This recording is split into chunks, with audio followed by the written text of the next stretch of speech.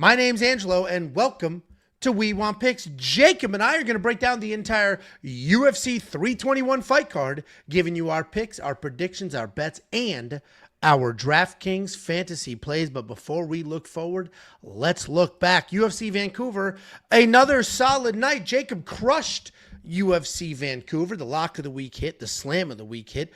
2.5 units of net profit and a 13% ROI from the boys. But if we keep backing up time, you can see UFC Rio was also very successful. The safety parlay hit, the lock of the week hit, the slam of the week hit. 4.22 units of net profit with an 18% ROI. And if we keep moving backwards, UFC 320 was also a very successful card. The lock of the week hit, the slam of the week hit, 3.54 units of net profit with a 16% ROI. And if we back up again, UFC Perth was another spectacular night. The safety parlay hit, the lock of the week hit, the slam of the week hit, 9.35 units of net profit with a 43% ROI. We Want Picks has been killing it. Jacob specifically is the king.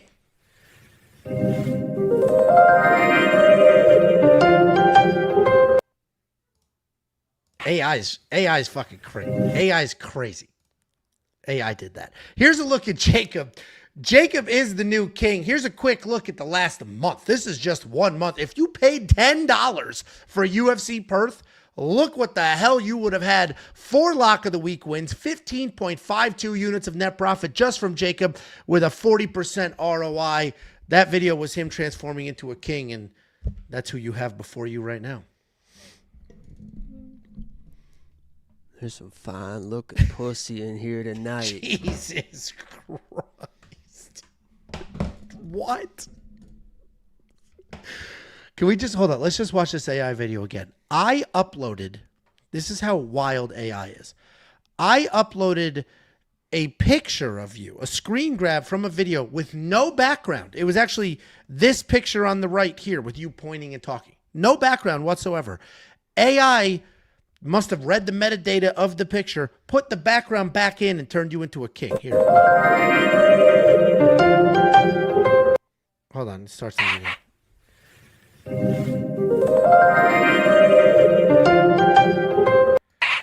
Dude, that's wild. All I said was Grok turned him into a king.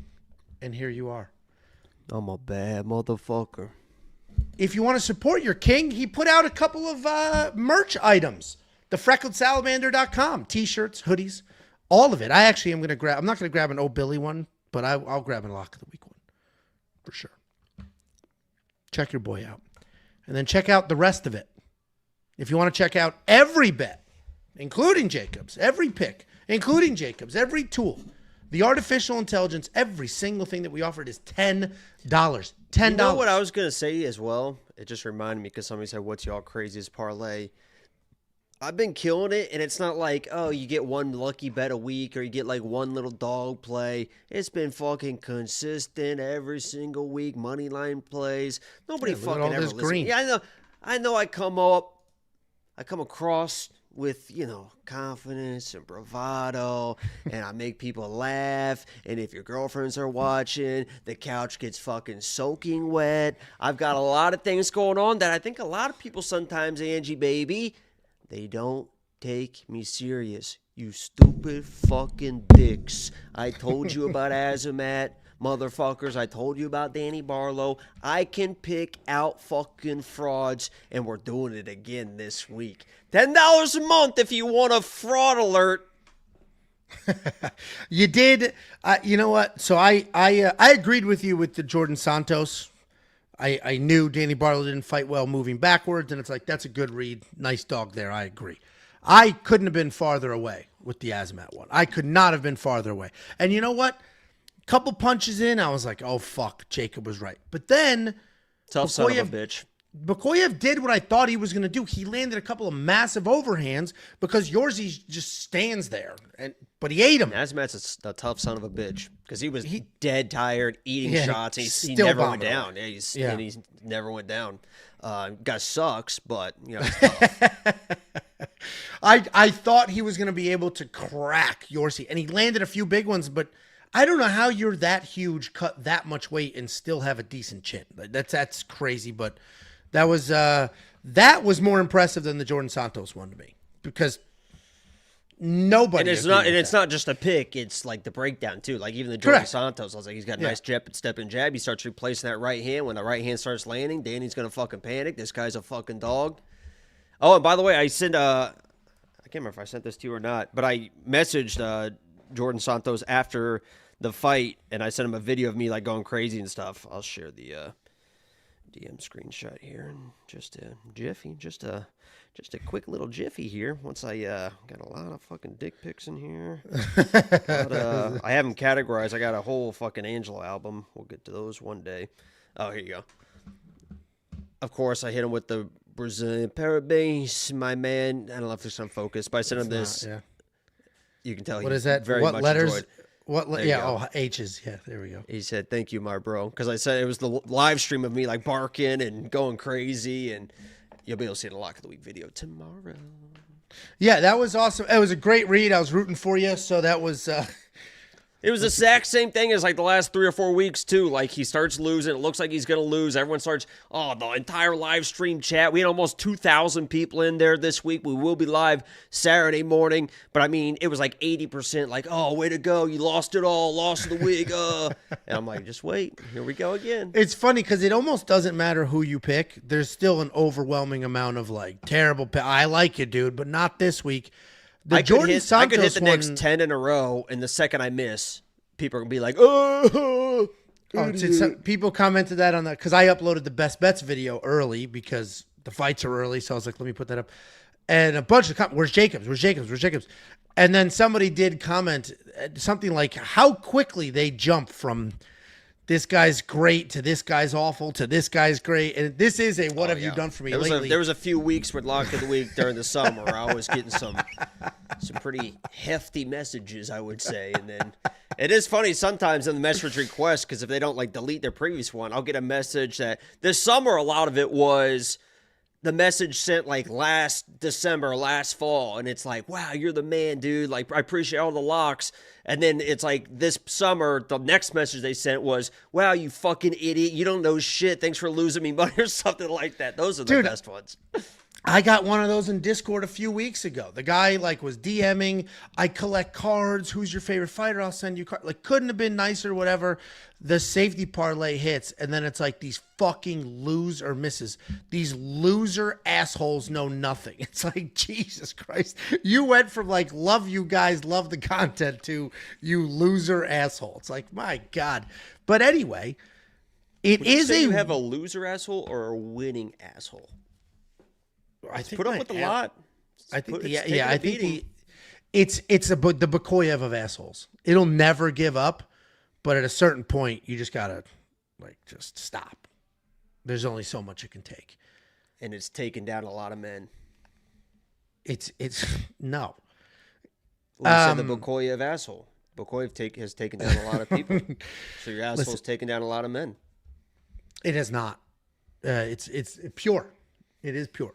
Nothing's ever gone in. They didn't even check my temperature that way when I was a baby. Nothing's gone. It's a one direction. Listen, I've got an enema before.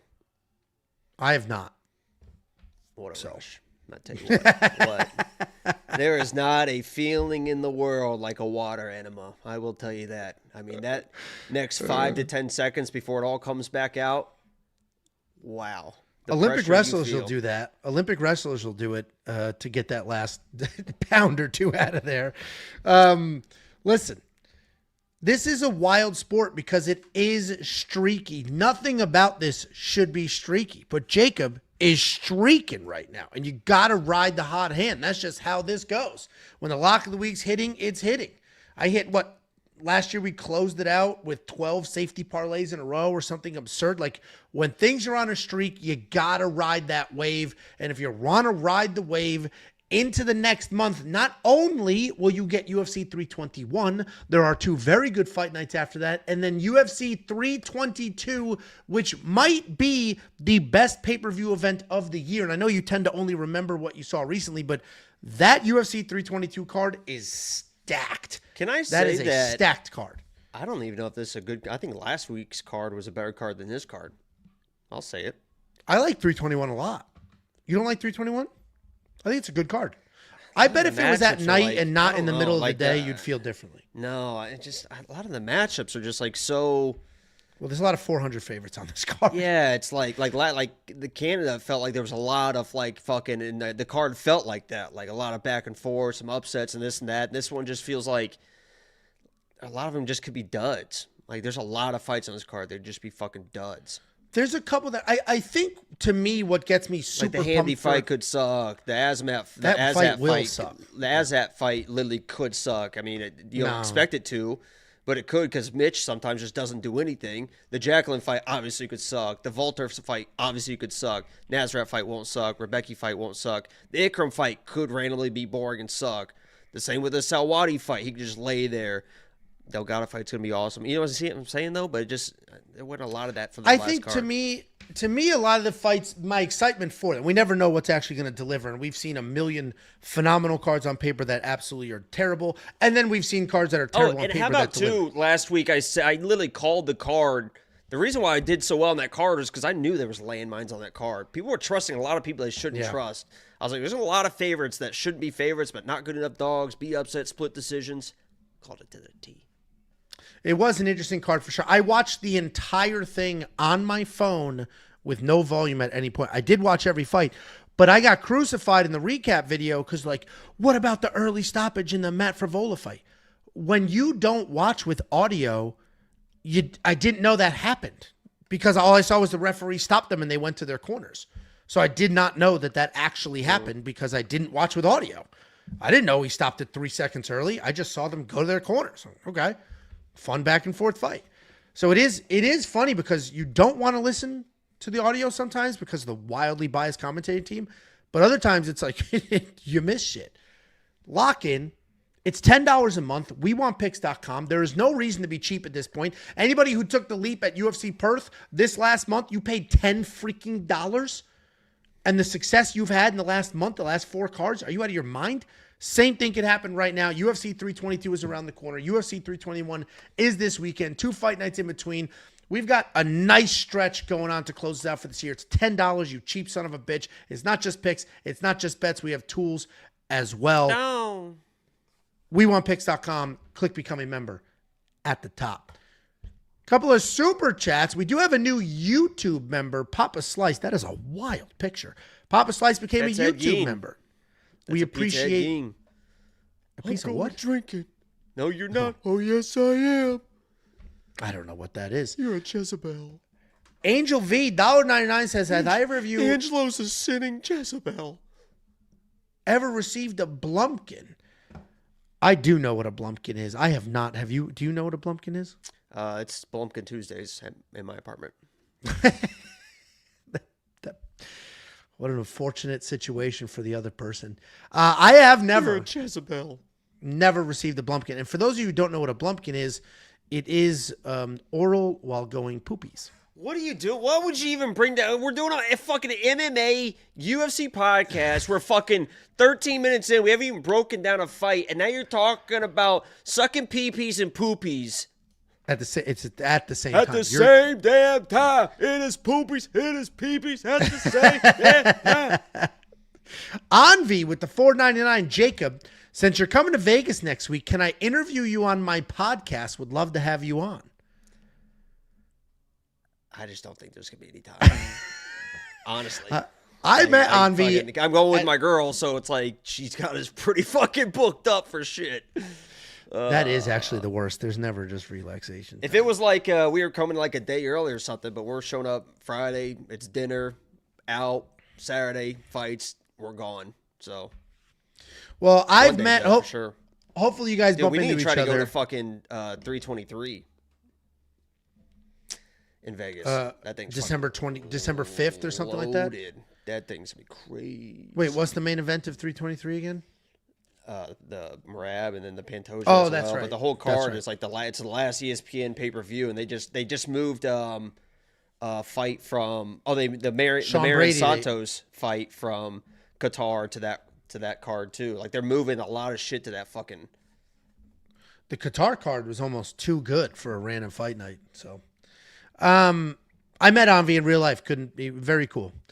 Gucci Gill, $1.99. I fight November 8th. Wish me luck. Wait, what kind of fight and on what platform? Like kickboxing, MMA? Is it streamable? We'll watch you. What day is November 8th? What day of the week is that? It's a Saturday. There's fights there on Saturday. Yeah. Let us know what, where, when, and how we can help you, and we'll you're a part of this community. We'll help you out. We appreciate you. This guy's username is obscene. So is that profile picture. I hope that's what you actually look like. That's my genuine hope for you. That's you. No. And then a $2 New Zealand super chat from Aaron McCarty. No comment there, but we appreciate you, Aaron. Throw out a comment here, and if I catch it, we'll throw it up there for you. Let's go ahead and break down this card. Opening up the UFC 321 fight card, we have Jaqueline Amorim taking on Mizuki Inoue. Jaqueline Amorim 10-1 in her career, 4-1 in her last 5. She is on that 4-fight win streak, taking on a returning Mizuki Inoue, 15-6 in her career, 3-2 in her last 5. That's your girl. She's attractive. She's coming back after 2 years away. If you had to choose between Brazilian or Japanese pornography, which one would you go towards? I don't know about that, but between these two women, all dolled up, I think Mizuki's the prettier one. Yeah, you fetish confirmed. It's not a fetish. Listen, Jaqueline Amorim. Guy's a freaky. We all. How is that? How is that? Hey, it's okay to be a little freaky, Angie. Plumpkin Tuesdays. Jaqueline Amorim, as we all know, a phenomenal grappler. Very talented. She is a no-gi and a gi BJJ world champion. She fights like one. She added some takedowns. She'll shoot a blast double down the middle. She's got a myriad of submissions as well. There's some random power in her hands. She runs forward aggressively. She looks to engage immediately. The striking is wide. It is a little wild, but it is there to set up the takedowns, and the power is there as well. She is coming off that submission win over Polyana Viana, where the takedown was almost instant, taking on Mizuki Inoue. She's been a professional fighter since she was 16 years old. She has been at this for 15 years, so she's got plenty of experience, and she's pretty well-rounded. She's a busy striker. There's not a lot of power. She is not very dangerous, but there's a good amount of volume. She can work in her own takedown or two. She is fighting for only the second time in 5 years. There was injuries in the mix, and anytime somebody has that long of a layoff, you can't expect them to be as sharp as they once were. Were you taking care of her financially? No. Username, no. Jaqueline, very expensive here, -400. I would not be. I'm surprised it wasn't wider than that, frankly. I think there's an obvious skill gap here. I think Jaqueline can exploit that skill gap. I think she gets the takedowns, and once it's on the ground, it's a whole different world. I understand Sam Hughes beat Jaqueline Amorim. Sam Hughes has like insane nonstop pressure. That's not how Mizuki fights when she's healthy, let alone after a 2-year layoff. Jaqueline Amorim is the pick. These odds have they've sprung back. It's not that they didn't move. They opened at 4. They moved up to -5. They came back down to -4. Jaqueline Amorim is the pick, and these odds are very appropriate. What do you think, Jacob? Yeah, this is what I'll say. Obviously, if it gets to the ground, Amorim's on top. She should have her way. Mizuki is formerly one of Ray Longo's students, the Ray Longo Wrestling. They all love her at that camp. She knows how to fucking defend takedowns. I'm not saying that she's going to be able to defend every takedown. She might get taken down immediately, but don't go into this fight. Don't go into this fight just assuming that Amorim's going to take this girl down and fucking dominate her. But what I mean by that is it could happen, it should happen, but crazier things have happened. Crazier things have happened than Amorim not being able to take this girl down. If she cannot take her down, she is fucked. Mizuki knows how to wrestle. She knows how to defend takedowns. I bet Amorim, for premium members, I assume she is going to get it. If she gets it, she's going to dominate. But Mizuki knows how to wrestle. I'm taking Amorim. She should be able to get it done. As soon as she's on top, it's going to be a problem, but Mizuki knows how to wrestle. Yeah, I'm just going to play into what is her official takedown defense? 85%. There's not really a large body of work to work with there, but I'm just Change your running narrative real quick. I was You said, I'm I'm just going to rely on and you expect it to be a low number. The skill gap. I was going to say the skill gap. There is a skill gap here, or maybe not. In jiu-jitsu, that's it. Correct. And I do think that will be good. I think Jaqueline Amorim. I agree too.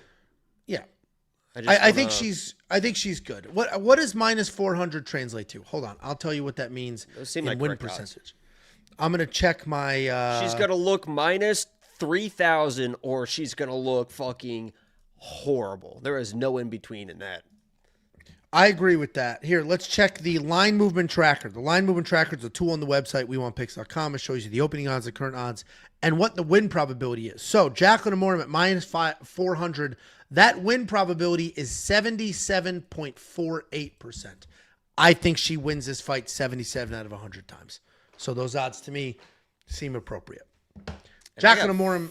Fight does not go the distance. Why don't I get those odds? Because those they're fucking dropping. Jaqueline's tough though. It's not like Sam. Minus 140, minus 155. Oh, Mizuki will fuck her up if she's not getting the takedowns.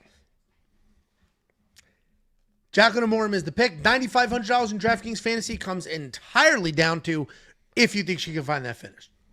If she doesn't find the finish, she either loses or we end up with some weird fight that doesn't have the points that you would expect out of a $9,500 salaried fighter. Check out every single pick, every single bet, every single tool. Right now, it is only $10. The success we have been having is undeniable. And that $10 will get you not only UFC 321, but UFC 322 and the 2 fight nights in between. WeWantPicks.com. Click Become a Member at the top. We do have a $10 super chat from Diaz Auto. Diaz, is it? Diaz? I just want to show my appreciation to you guys. You guys kill it with the content, especially Lock of the Week. Woo! The tools on the site help a lot with my prop bets. What you cooking for Sunday's fight food vlog? This is going to be a tough one. I already started vlogging. I'll give you a little sneak peek. I was in Jersey Sunday, Monday, Tuesday, which is why we are filming this on Wednesday. There is a viral deli in New Jersey, and it happened to be near. Yeah, see, it happened to be. Oh my goodness, bless your soul. What is up in my photo album? Memories, portrait. Just show me my recent pictures. Go to library. I'm in. Not collections. Got it. I'm in library. This viral deli. It's called Talercio's. He went viral for his cheesesteak, so I went to Talercio's, and I vlogged it, and I got the cheesesteak, and it's hard to see, and I had already eaten half of it at that point. The cheesesteak has Cooper Sharp white and yellow, and they mix in a hot pepper relish. It was, full disclosure, I have not had a cheesesteak in Philadelphia. White and yellow. Cooper Sharp, white and yellow. It was with the hot pepper relish. Rumors are true. On a seeded semolina.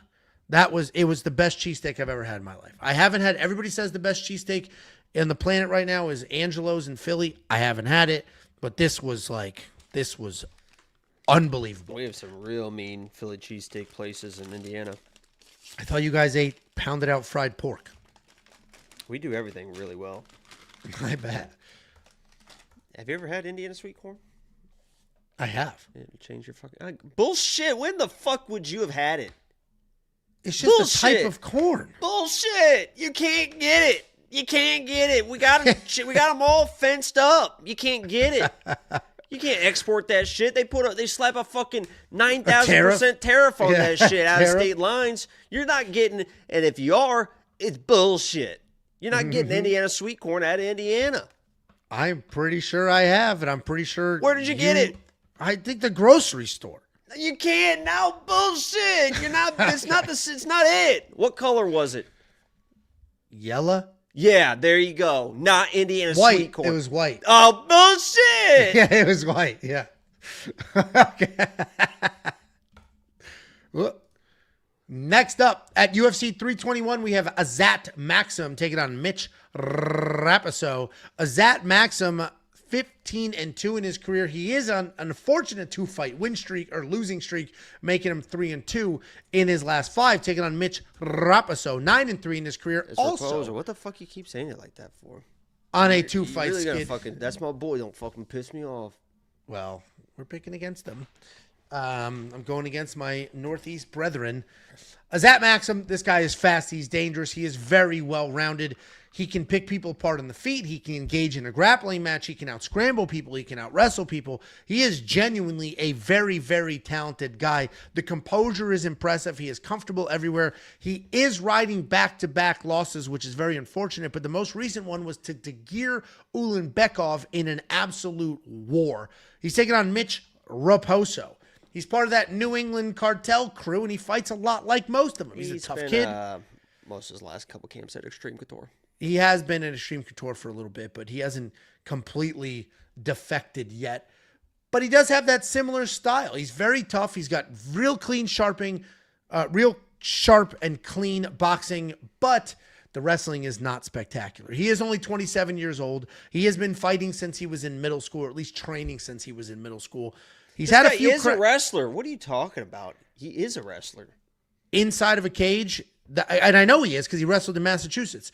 Inside of a cage, that wrestling hasn't translated for him. He is taken down somewhat easily. He is not getting the takedowns as easy as he should, and there's a genuine wrestling gap. He's a better striker than he is a wrestler, and while he's a good striker, it's not phenomenal. He is riding back-to-back losses in his most recent UFC attempt.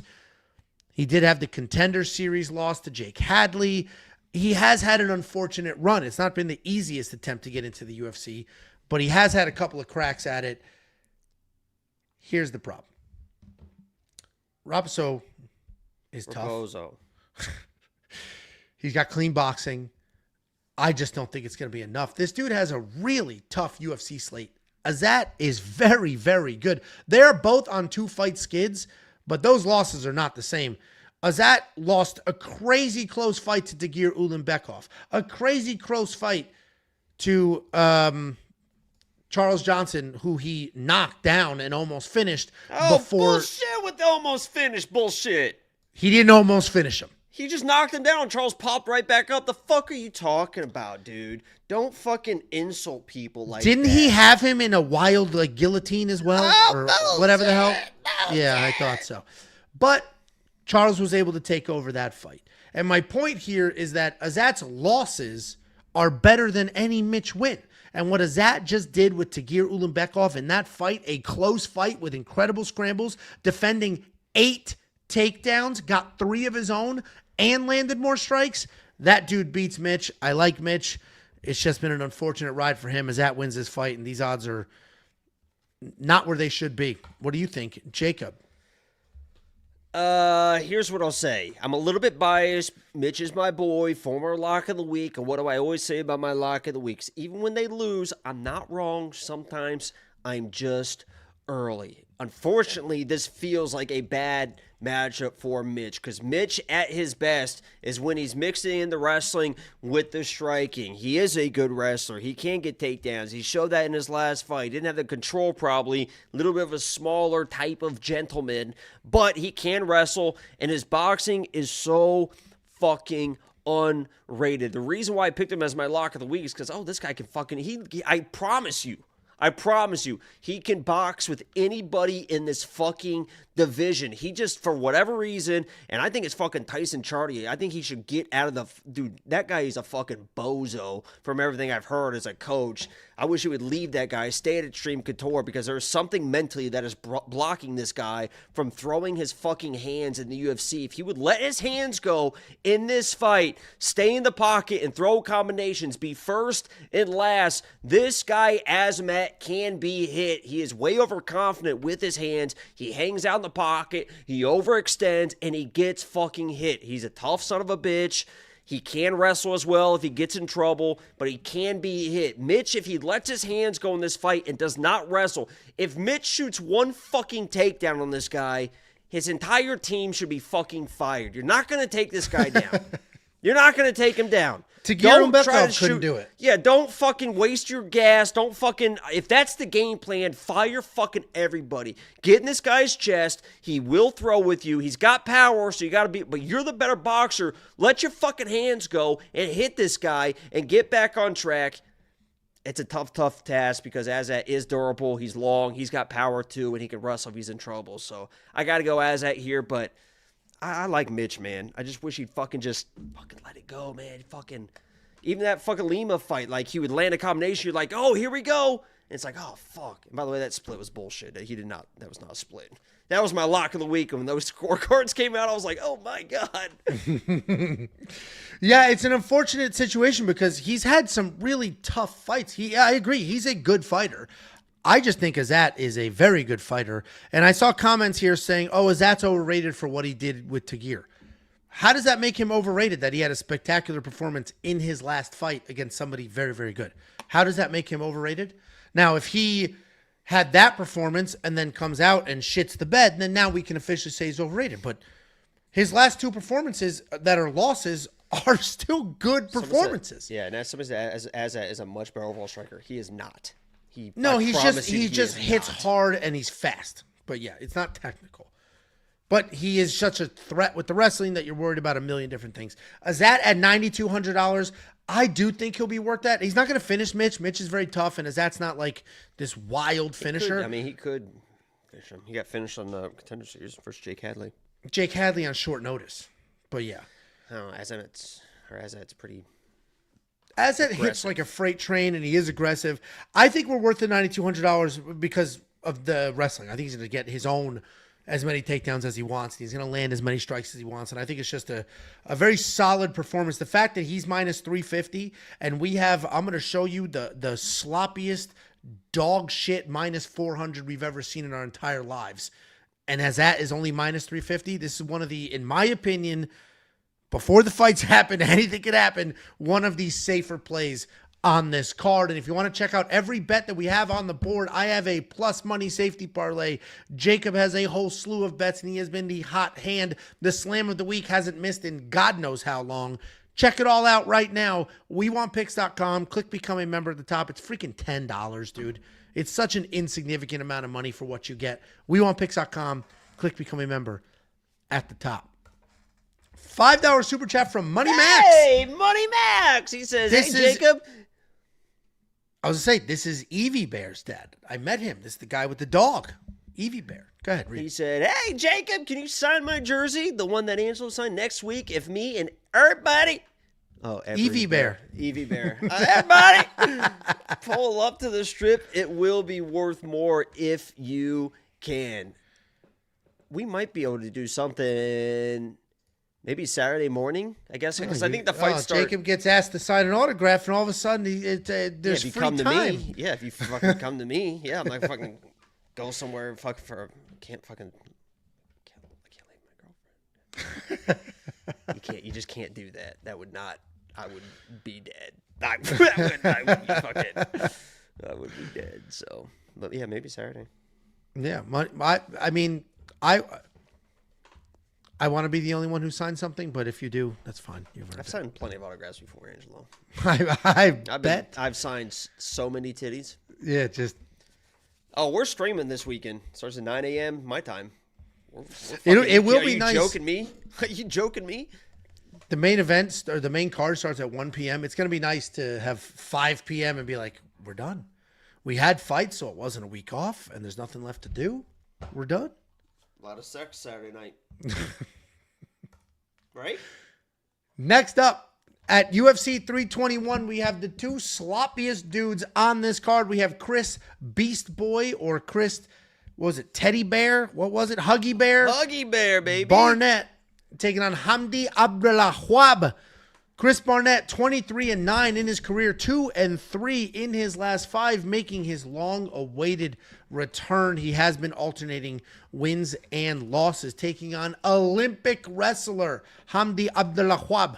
4-1 in his entire career, 1-1 in his last 5, coming off one of the worst performances I have ever seen. Or did he just go? He just was the only heavyweight in his country? He just... Oh, the Olympics? Yeah. he didn't place. I don't know how many matches he won. I didn't have. So a he just rundown. happened to be the fattest guy in his country, so they he sent him. represented. He represented Egypt as well, which I don't think has. So like he was probably just the biggest guy there, and they're like, "We need somebody to go wrestle for us." Yeah, I mean, yes, that is likely what happened. Because if you watch his fist fights, he's not wrestling in his fist fights. He just fought a very unfortunate, a very boring, a miserable fight. The worst heavyweight on the roster. And did he win that fight? He did not win that fight. He did not win that fight. So would you bet that guy at minus 450 if he lost to the worst heavyweight of all time, his last fight? Dude, it's crazy. These odds are crazy. He's an Olympic wrestler who doesn't wrestle. I keep His striking's saying to not people, very good. like, fucking, just because you pick somebody doesn't mean you don't have to bet everybody. You don't have to bet these type of people. You don't have dude. Betting Hamdy is so wild. The guy is fucking terrible. And he failed a drug test. He's a steroid user, and he still looks like that. God bless you if you guys are doing it, man. Dude, it's crazy. It you is know that DC. Meanwhile, Go ahead. Azat is minus 350. And do you know that in his last fight, DC said that Chris Barnett would come to AKA, and he's like, I swear to God, the guy that gave me, this DC talking, the guy that gave me and Kane the most issues when they came to our gym was fucking Chris Barnett. He's like, I'm not 100%. Even joking. That guy would show up, and he was so hard to fucking wrestle. 100%. No, Chris Barnett, this is me.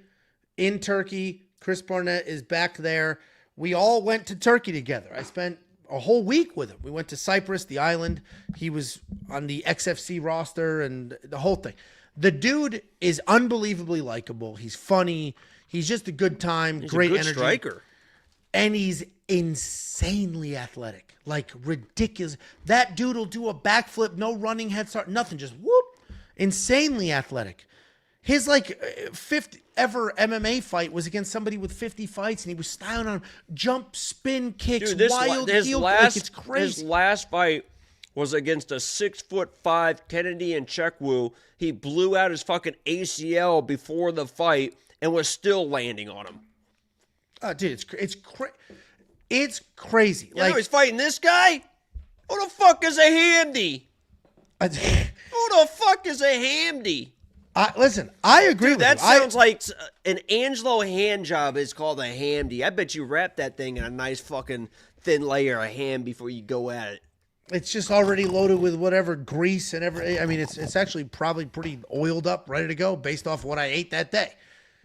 I actually am going to pick Chris Barnett here. And I fully recognize he's 39 years old.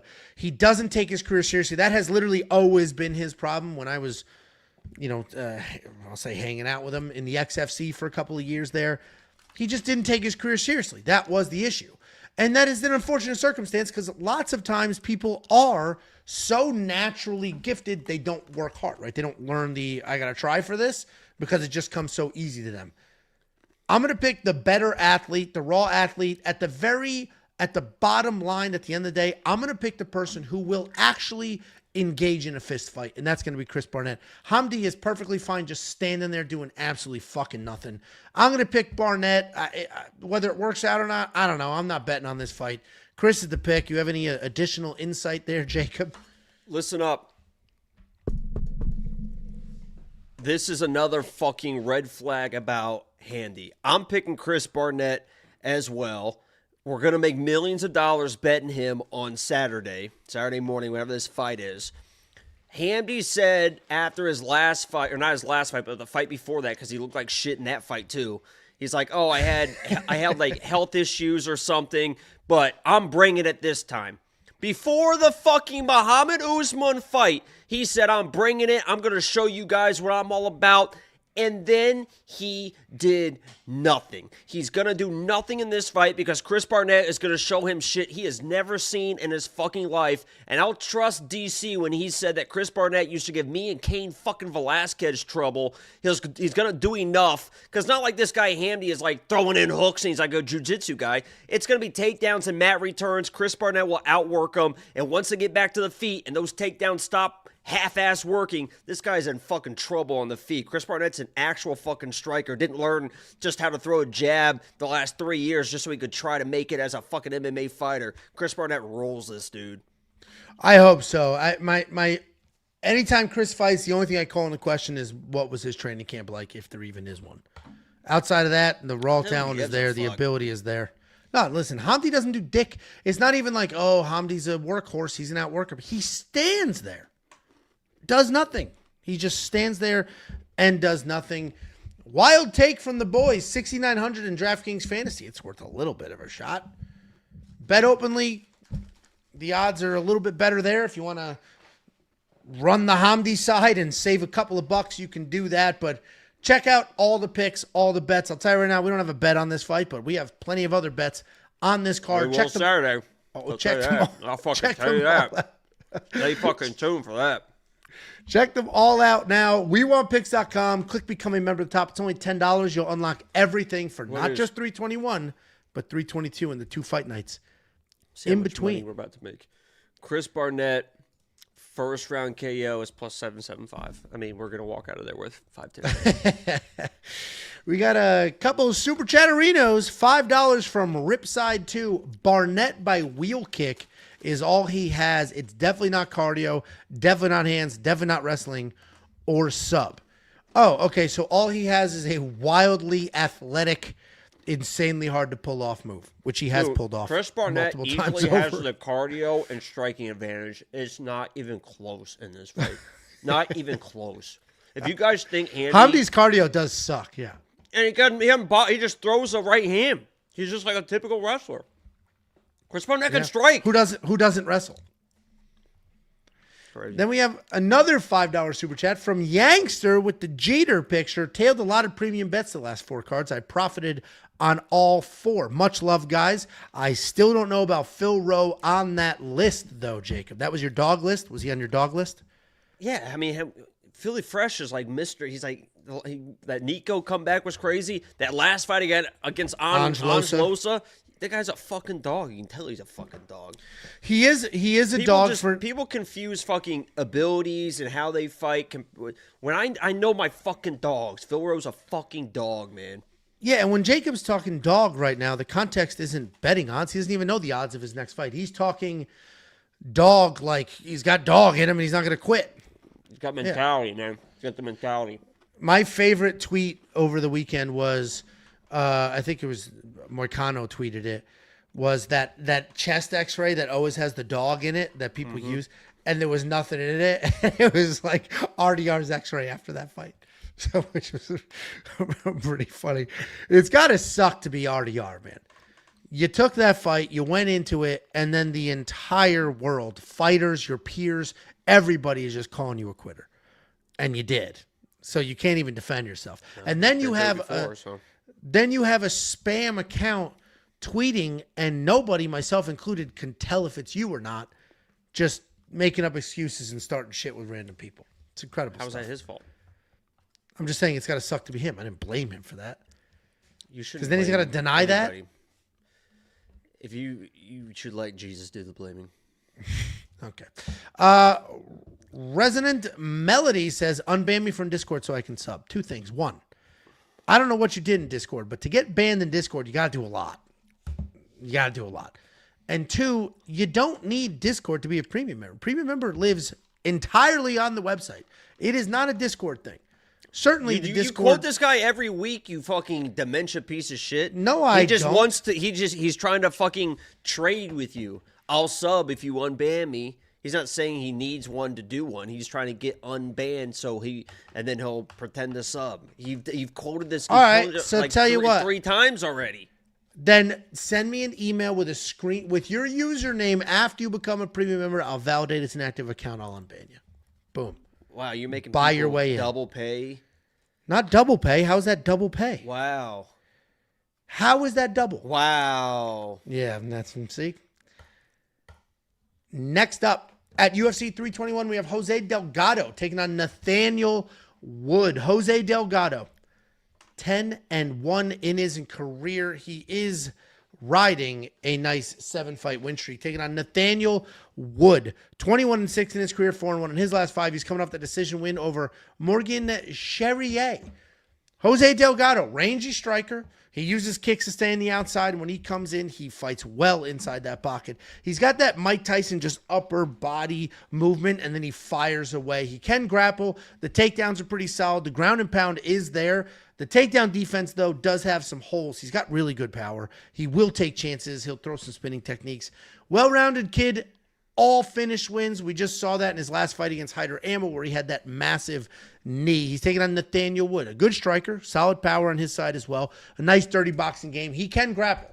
He has takedowns in 9 of his 12 UFC fights, submissions in 3 of them. He's got slick upper body takedowns, great control on the ground. He's got good volume. He lands around 6 significant strikes per minute. He has an impressive 72% takedown defense. He just beat Morgan Charrier, where there was a ton of leg kicks, and he dropped him. And that's why I was surprised to see that he was a dog, an established UFC guy with very quality wins as a dog against a relatively unproven kid. Nathaniel's good. He's got a great resume. He beat John Castaneda, Sexy Mexi, Charles Rosa, Charles Jourdain, Andre Feely, Morgan Charrier.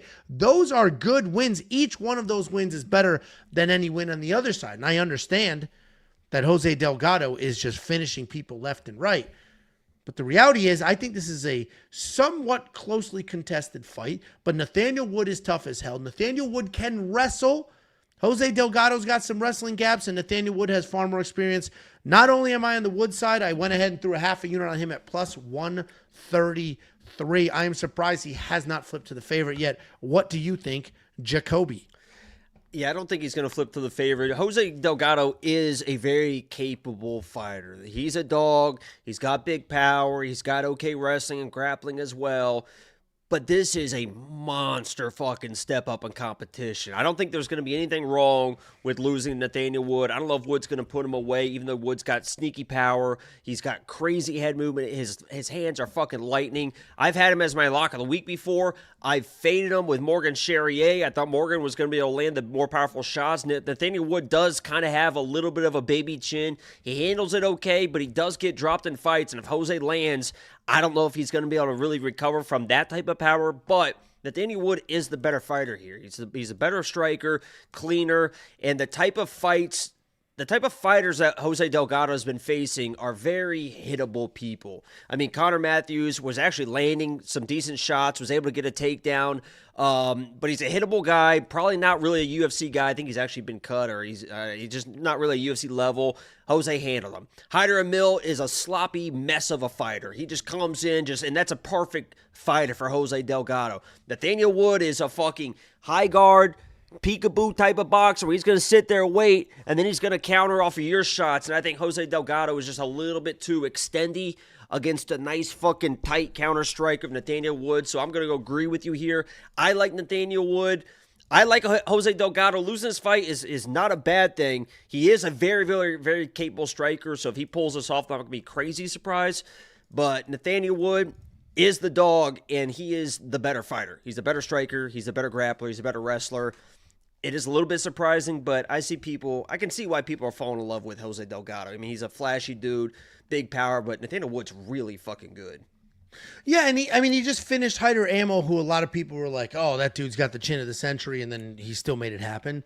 So I get it as well, but you can't make up for the experience on the other side, the speed on the other side. And I actually think the wrestling is a big difference there. Nathaniel has a backup plan. Jose doesn't have a backup plan if things aren't going his way. So Jacob and I both on the dog. I've got a little bit of a money line bet on him. If you want to check out every other bet on this card, as well as future cards, I already have a bet for UFC Vegas 110. Jacob has a UFC 322 bet and maybe a 323 bet as well. I do have it. Yeah, you do have a 323 bet as well.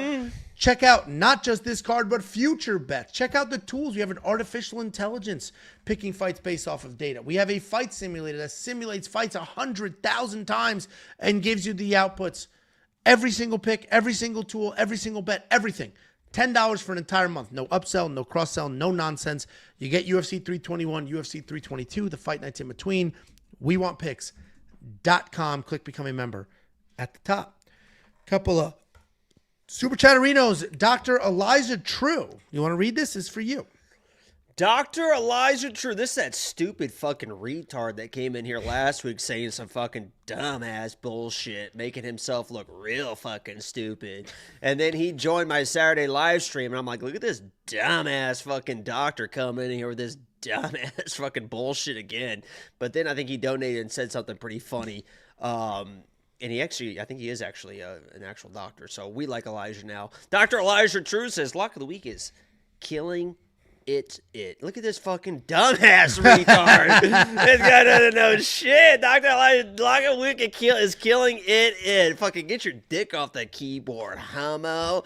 I hit the last two hard. Oh, God. This is why Jacob can't read these anymore. I hit the last two hard. Love the live bets. No job right now. What? I thought he was actually a doctor. Bets paying the bills. What the fuck? He convinced me he was actually a doctor. Oh, God. The fuck is going on? Thank you for the 10. Jesus, I had a lot of twisted turns on that one. That's why I do read those. I guess you could have a doctorate and not be practicing doctoring. I don't have a job right now. It sounds pretty fucking... Not doctor. It doesn't sound like something a doctor would say unless there was a malpractice lawsuit. Kings K says with the $4.99, Angelo, you got to join one of the Saturday live streams. Jakey boy, you're invited to the cookout after giving that amazing Yorzy lock last week.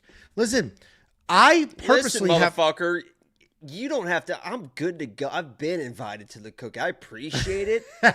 But if you know me, I got that invite in 93. Yeah, you mean I got that invite in 90 fucking tree. Sure. I have not been joining the live streams because they've been going so well. First of all, Jacob's hit a nice little stride here, streaming constantly, and they've all been going well. When I pop in, and if the energy changes and the next couple bets don't hit, I don't want if you don't mess with what's working. The chemistry, it's working. Jacob in the audience. There's nobody more of a jinx in this world than Angelo. Dude, I would pop in and the shit would fall apart, so I don't pop in anymore. So now if Jacob's having a rough go, then maybe I pop in and it turns the other way. When has but that things happened? have been we too good. It was weak. It's been a long time since you had like a bad stream. You had a couple that weren't amazing. I think it was like week 3 of Contender Series, which is 10 weeks. It literally has been months since we've had a bad stream with live bets. With the Contender Series and the regular streams, literally been fucking months. Because it was before Noche. Noche was the beginning of September. Well, and I know they're known as like, oh, Jake is feeding families with these live bets. They're also just fun. Like, you don't need to shut the fuck up, Angelo. It's about making money. Nobody gives a fuck. It's about making money. They should. It's our favorite sport, and we should watch it together and just enjoy each other's company. I think that's why I literally think there's 10% of the people that watch the Saturday live streams fucking can't stand me. But they just, but they are, but what the fuck? How many accounts do you have? I would say I know where. Hold on a second. Now it's starting to make sense. Angelo all of a sudden isn't, but a lot of random accounts keep popping up. The second lock of the week starts losing. Loss of the week, fade of the week. This isn't Angelo. Just in case you were wondering, this is not Angelo. Why would you even say that? I just wanted to make sure everybody was clear. This is not Angelo. $1.99 from Rydoger Beats. Salamander Rydoger Beats. Lock of the week keeps smacking Ange. Do better. I will try my best. Rydoger Beats. Next up, at UFC 321, we have one of the newer fights on the card. We have Valter Walker taking on Louie Sutherland. Valter Walker 14-1 in his career, 4-1 in his last 5 on a 3-fight heel hook submission win streak, taking on Louie Sutherland. 10-3 in his career, 4-1 in his last 5, and this is his UFC debut. Both of these big boys were booked in the last month, and they lost their opponents.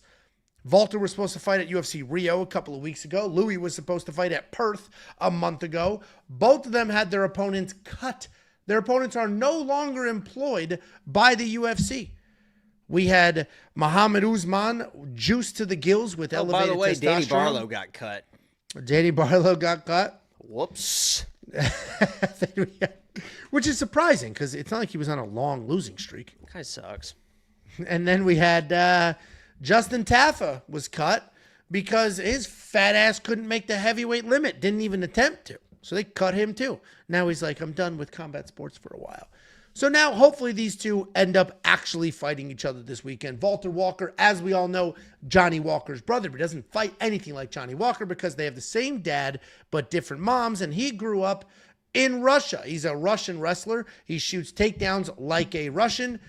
And in his UFC debut, he was a fat bag of marshmallows. And then after that loss, he went back. He put in the work. This guy's physical transformation over the last year is nothing short of spectacular. And the results are showing themselves in the octagon. 3 wins in a row, all 3 by heel hook. That set multiple records.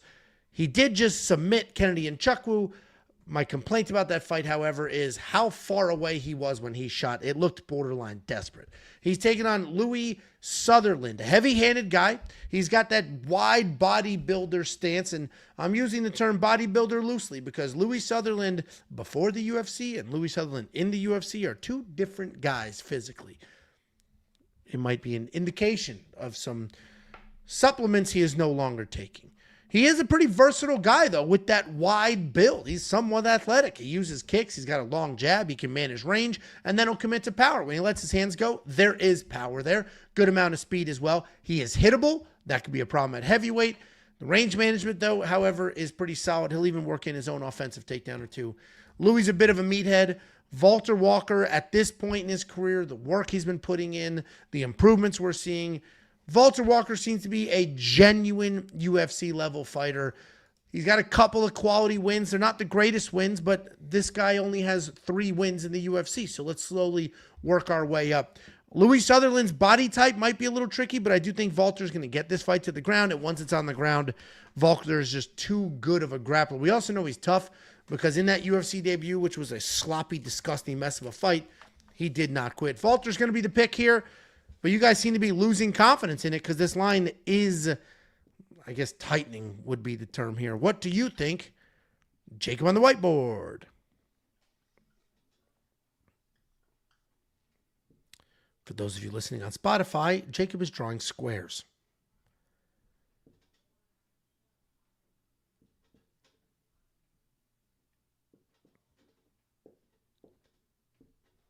So the way it's described to me is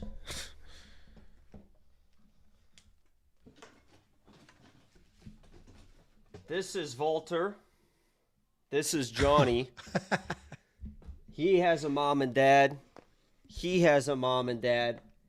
And I believe that Johnny's father and Valter's mother had sex. No, it was Valter's father fucked Johnny's mother. But they're not related. They are related.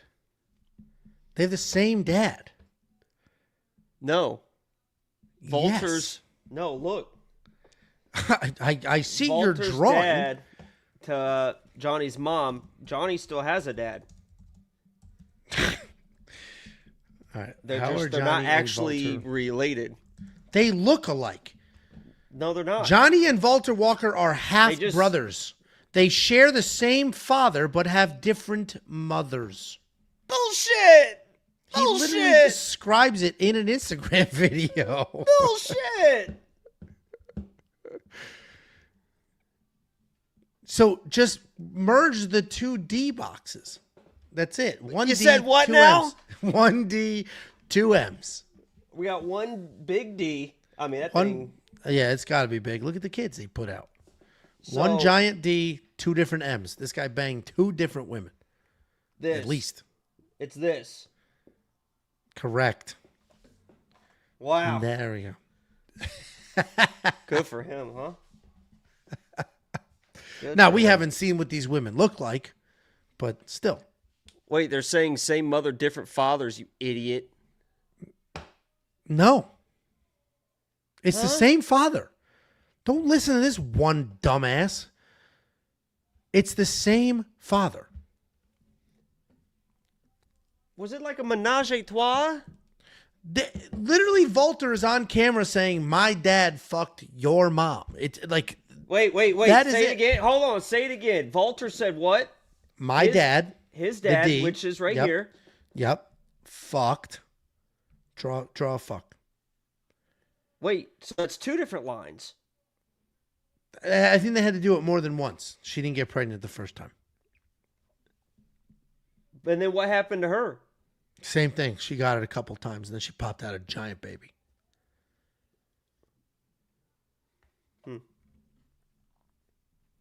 She was the athlete.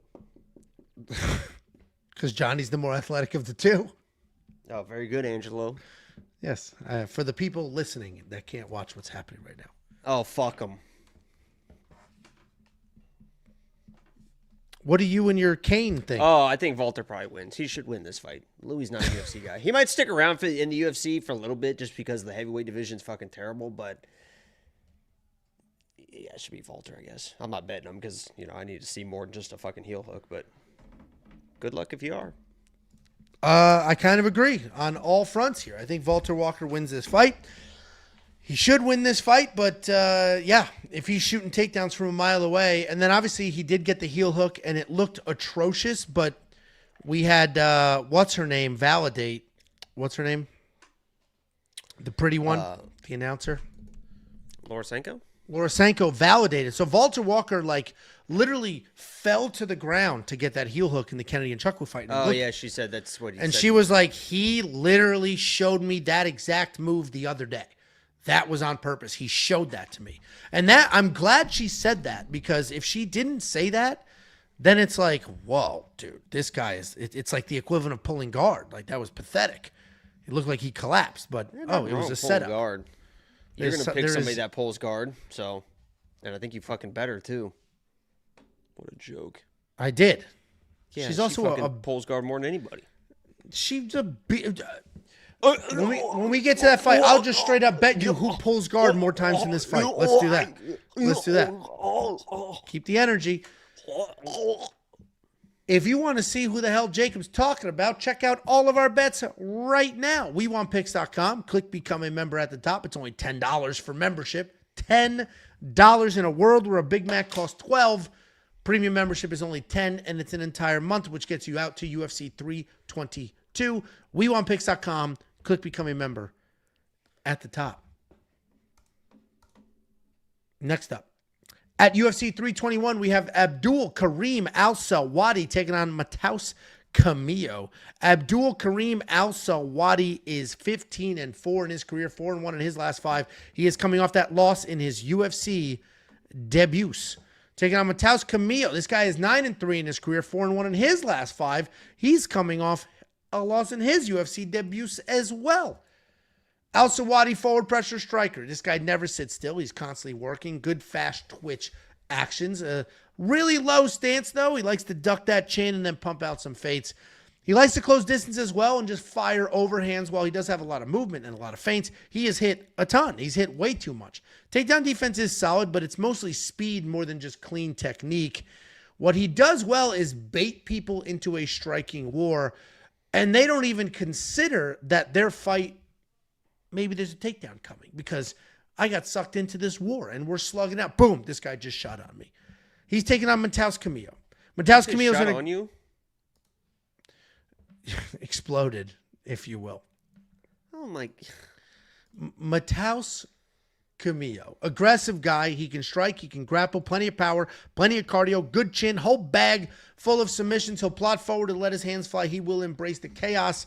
He'll do that on the ground as well, and that just got him into some trouble. This guy is looking for finishes at all costs. He just lost to Gabe Green because he looked good early. He had a nice takedown. He was on top, could have just enjoyed and controlled. Instead, rolls to his own back to chase a triangle, and then he ended up getting submitted. It's kind of his thing, though. He's chasing submissions at all costs. Nah, the triangle's kind of his. That's like, you wouldn't get mad at Stone Cold for going for a stunner. And it doesn't.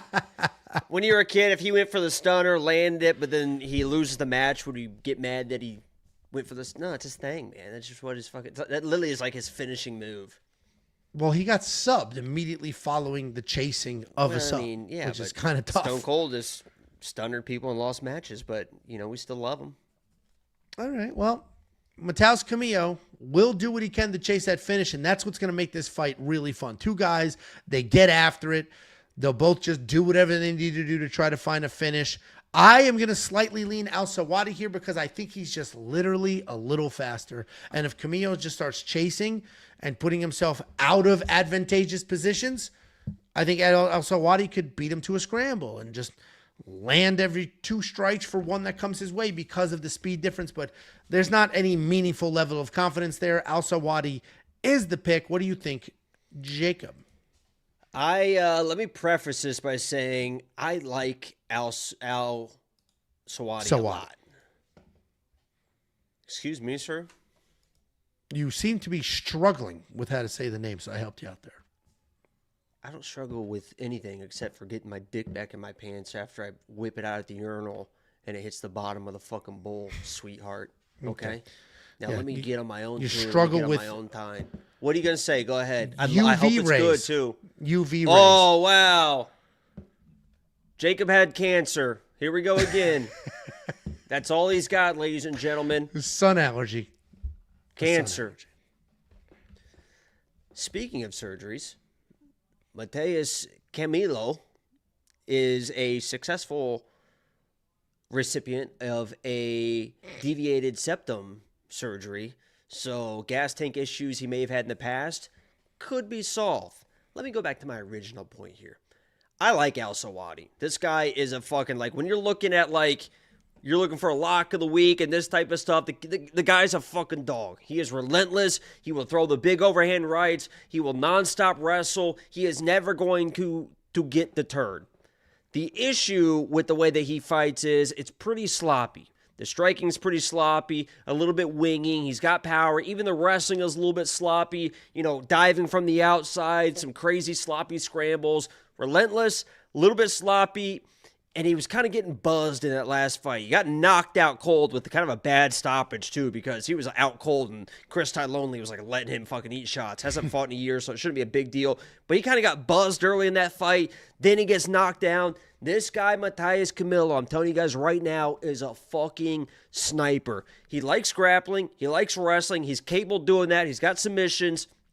This dude, Matheus, is a fucking sniper. He trains with Maron Santos at Murad with Extreme Couture, all those guys. He gets good looks. This guy is going to probably fucking put Abdul-Kareem Selwady out, or at least buzz him enough to taking a bad shot, and this guy can snatch up that neck and get a submission win. The flyer bet here is Camilo by submission. This guy is strong. He is they got a nice low base. Is a good striker from the outside, accurate. And when you combine fast and accuracy against a very rush-heavy, sloppy guy in Al-Selwady, it just feels like a recipe for disaster. Now, if Al-Selwady comes in and survives it and just dogs this shit out, the dude's tough as fuck.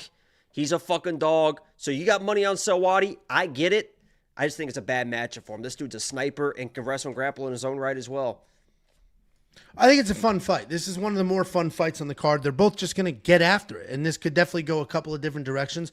The surgery might matter. You guys remember DDP? That guy was known to have not great cardio and would fade and get sloppy as hell, gets surgery, and now he's a cardio machine. So, yeah, maybe the deviated septum surgery changes a lot, and now he's got insane cardio, can chase nonsense, and not slow down. So and that obviously that Gabe Green fight wasn't a great look because he did have the position, and then it looked like as soon as he gassed, he was like, all right, well, I'm fucking done or whatever. Rolled to my back. But I'm telling you right now, I know, I feel like I have a pretty good grasp on picking dogs and knowing who the quitters were. I warned you guys that RDR was a fucking quitter before. Obviously, we've seen it, but I can usually pick out frauds. I think that was just I don't think. Are people saying he's a fraud? I don't think he's a fraud. I think it was just a bad look. I mean, optically, it was a bad look that the second it turned south, he just kind of it looked like he just kind of gave up. But I don't think that's who he is. Yeah, to me, it was more the fight IQ. Why the hell did you give up that position to Chase? That was my that's issue his thing. with That's what I'm saying. It's Yeah. like he's on the regional scene. He's got like 3 or 4 triangles. Like that's his thing, and he had it locked up. I mean, it was pretty fucking locked up. It literally is like his thing. He fucking loves the triangle. Yeah, I mean, this could be a really fun fight. This is a card that Jacob mentioned earlier. We have some fights that could be absolute bangers. We have some fights that could go any direction. This can only go one direction, which is a ton of fun. If you do want to check out every pick, every bet, every tool, not just for this fight, not just for this card, we already have bets on the board for next week's UFC Vegas 110, for UFC 322, and UFC 323. All of our tools, all of our picks, all of our bets, the AI, every capper, available in one package, $10. WeWantPicks.com. Click Become a Member at the top. Next up, at UFC 321, we have another absolute banger. We have Mateusz Rebecki taking on Ludovit Klein in what should be a fantastic fight. I have never seen a boring Mateusz Rebecki fight. I did just see him fight about a month and a half ago, and I can't believe he's already back after the bloody mess that was his face. Mateusz Rebecki, 20-3 in his career, taking on Ludovit Klein, 23-5 in his career. Mateusz Rebecki, relentless grappler. He marches forward, he bombs away and starts diving at legs. And even though he's a grappler, he has no problem hanging around for a slug fight. He will just do whatever he needs to do to win that fight. He is not afraid to engage. He is not a coward. He is not a quitter. What he is, though, has like the thinnest skin that has ever existed. And I'm not speaking emotionally, I mean literally. If you sneeze too hard in his general direction and one of those little sneeze dust drops lands on him, he will cut open and bleed everywhere. That was a problem in his last fight. Got a heavy flow. That was a relatively close fight, but the optics of the bloody mess that was his face looked like Chris Duncan ran away with it. He's taking on Ludovit Klein. Ludovit Klein's a good high-level striker. He's smooth, he's fast, he's accurate. He does a really good job fighting technical, hiding kicks behind jabs. He never throws anything lazy. He doesn't get out of position. The takedown defense is solid. Right now, it is listed at 76%. It was 90% before the Gamrot fight. Gamrot obviously took him down a bunch of times, 6 to be exact, in that last fight. I love Mateusz Rebecki. I want to pick Mateusz Rebecki. And this would be a spectacular comeback fight for him. We just watched Gamrot take down Ludovit Klein a bunch of times. Mateusz could obviously and absolutely do the same thing. He could also, I'm going to say, hang in the striking. Not technique-wise, but just sheer, raw, crazy power and pressure. My literal only issue with picking Mateusz Rebecki is he is going to bleed. I don't care what happens. He is going to bleed, and he's going to bleed a shitload. And it's going to happen early. And that blood will be all over his face for the next 5, 10, 15 minutes. And that's all the judges are going to see every single round. So unless Rebecki finds a finish, which I don't think he will, or gets early and often takedowns, he's going to lose a decision because he's going to be a bloody mess. I'm going to pick Ludovit Klein here. I love Rebecki. I am not betting on Ludovit, and I might actually just go ahead and do something with Rebecki. Inside the distance decision, no action. Plus 3.5 is a bet that I wanted to do. They didn't even offer it. I think a plus 3.5 is a literal guarantee here, but it's not available, and they probably won't put it on the board. What do you think, Jacob? I'm a little bit biased here. I have a very special place in my heart for Ludovit Klein. I'm going to mention it every fucking time he fights, and I'm never going to pick against him because you guys love Lock of the Week. This is the king of kings for Lock of the Week, the greatest Lock of the Week of all time, plus 375 against Mason Jones. So I will always love Ludovit Klein, but it is insane to me that it feels like, because I usually have a pretty good grasp on what dogs people like going into the fight week. Last week it was fucking, what's his name? Fucking, the guy that fought fucking Charles Jourdain, Davy Grant. Fucking like everyone loved fucking Davy Grant, and he got fucking smoked. Dude, everyone loves Rebecki, and I don't fucking get it. The guy, what? Just gets. You don't get it? No, the guy's getting the absolute fuck beat out of him by Oralby and fucking Chris Duncan, who has no chin and is fucking not a good striker at all, going to hell and back. Looks like he's a fucking zombie after those fights. Good.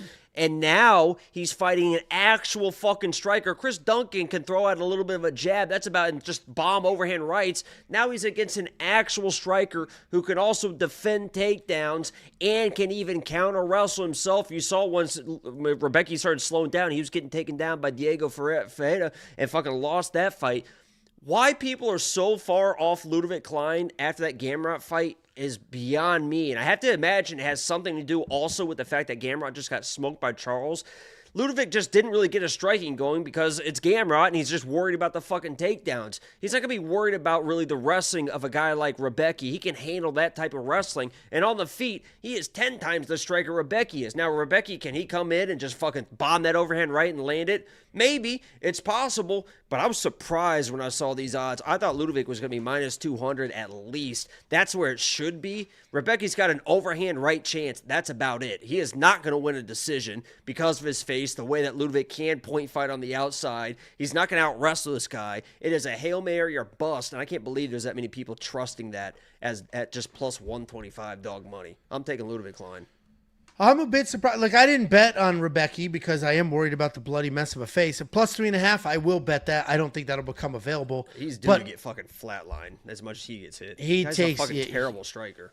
I agree. He's tough, though. He takes his beating and he continues moving forward. I think that Orobai win was a great win, though. That was a good quality win. He got the fuck beat out of him. A good win is a nice, clean, fucking dominant win. But Orobai is a savage. He's not even human. I know he's a tough dude as well, but I mean, he's not like he's not like an unbelievable technical striker. He's just a fucking tough son of a bitch as well. He just went there and stood in the pocket. Getting the fuck beat out of you isn't a good win. The guy didn't barely even see. He should have probably been fucking stopped and he would have lost. Is that where the picture of the hospital is from? Yeah. That fight. This is a perfect example. Jacob and I have picked the same person in this fight. We both picked Ludovit Klein to win the fight, and we couldn't be farther on that pick. You can see that the odds completely flipped. I mean, Ludovit was the plus 130 dog at open. Now he's the almost minus 150 favorite. I think this is going to be a spectacular fight. It's going to be a ton of fun. There is one comment I want to highlight. Somebody said Ludovit Klein beat Bahamondes and Bahamondes runs through Rebecki. You can't do that fake MMA math because Ludovit Klein wrestled Bahamondes. He took him down. That's how he won that fight. He's not taking down Rebecki. No, I don't think he needs to. I guarantee he does. You think he takes down Rebecki? Hell yeah, he does. If he wants to. Why would he? Yeah, why would he, though? I don't know. Just fucking because it's easy. Ludovit Klein is he's a high IQ guy. He's a high IQ guy, and the second Rebecki starts slowing down, if he doesn't like the pressure, he'll just fucking double leg him, fucking lay on top of him. That's what fucking Diego did. Fucking just wore his ass down. Yeah, I mean, listen, we're on the same side here. I'm a little more towards the other side. To me, this is closer to a 50-50 fight. If that plus 3.5 pops up and becomes a thing, I will jump on it. What was last week's plus 3.5? Everybody was literally lying through their teeth last week. People like, oh, plus 3.5 on so-and-so. It might have been Kevin Holland. Plus 3.5 was free. Plus 3.5 is free. It was never offered because the odds were too close. I don't know if it was that fight. I forget which one. DraftKings offers them even when they're close. I don't think they do. They do. They offer no matter what the odds are? You get like a plus 9.5 and stuff like that.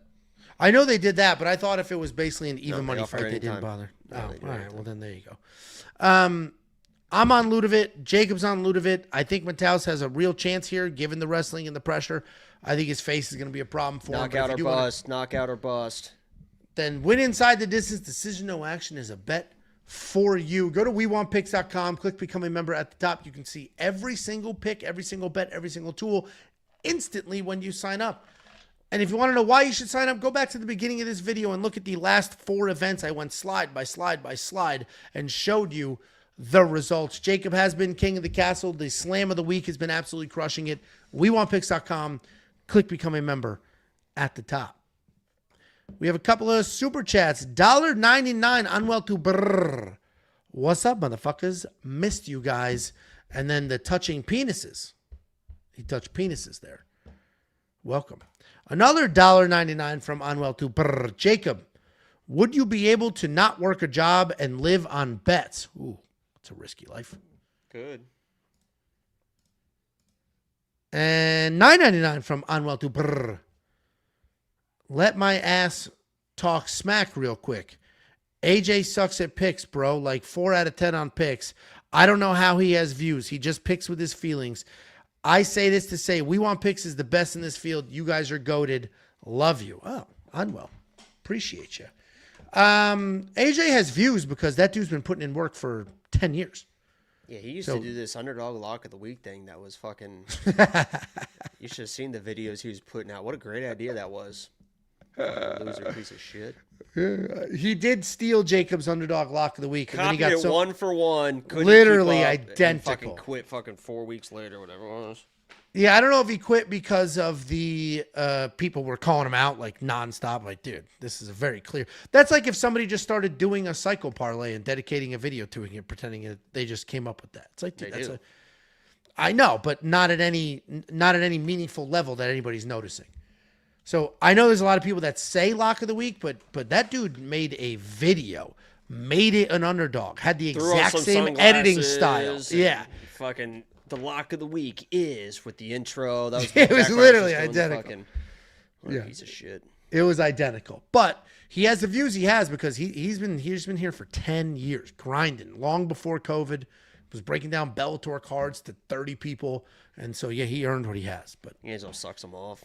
He's so he's one of the few people in this space that doesn't randomly have a problem with me for no reason whatsoever. Although I bring a lot of it on myself. Next up, at UFC 321, we have Ikram Aliskerov taking on Jun Young Park. Ikram Aliskerov, 16-2 in his career, 4-1 in his last 5 years, coming off that bounce-back win over Andre Muniz, taking on Jun Young Park. 19-6 in his career, 4-1 in his last 5 on a 2-fight win streak. And you don't need to look at that face for too long to see the beard with no mustache and say, hey, that guy must know how to wrestle, and he does. We haven't seen a ton of it because his hands have looked pretty good in the UFC, but Ikram Aliskerov is a wrestler, and when he's wrestling, he's got good pressure, constant body locks, good tie-ups.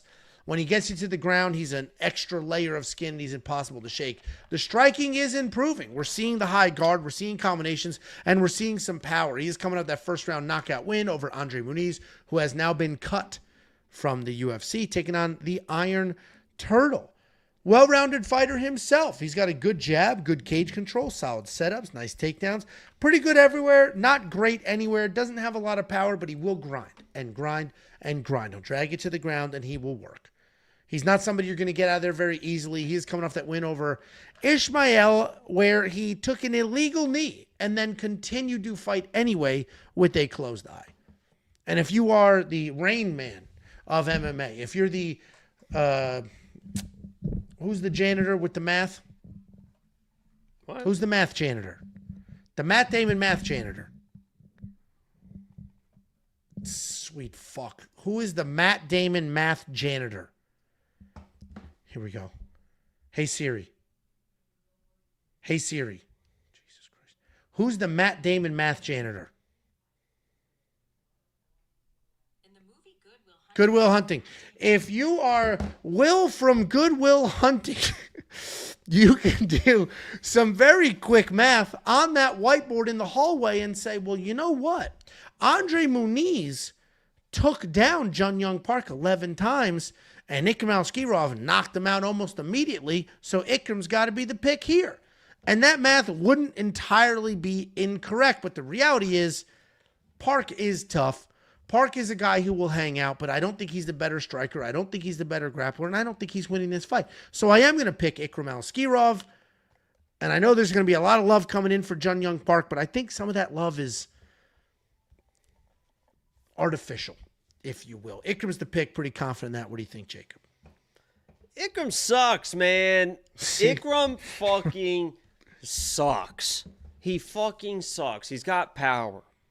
Wow. Dude, the people he's fucking knocking out aren't worth a fucking damn. We're talking about Andre Muniz, who's just standing against the fence waiting to get hit. Warley Alves, Phil Hawes, who the fuck is a Mario Souza? What are we talking about here? He's got overrated power, just like I said with Azat last week. He's against a guy that can't eat shots, that will throw a jab straight in your face. He will eat a right hand and immediately return with the jab. This guy, Ikram, hasn't been out of the first round since, 2021?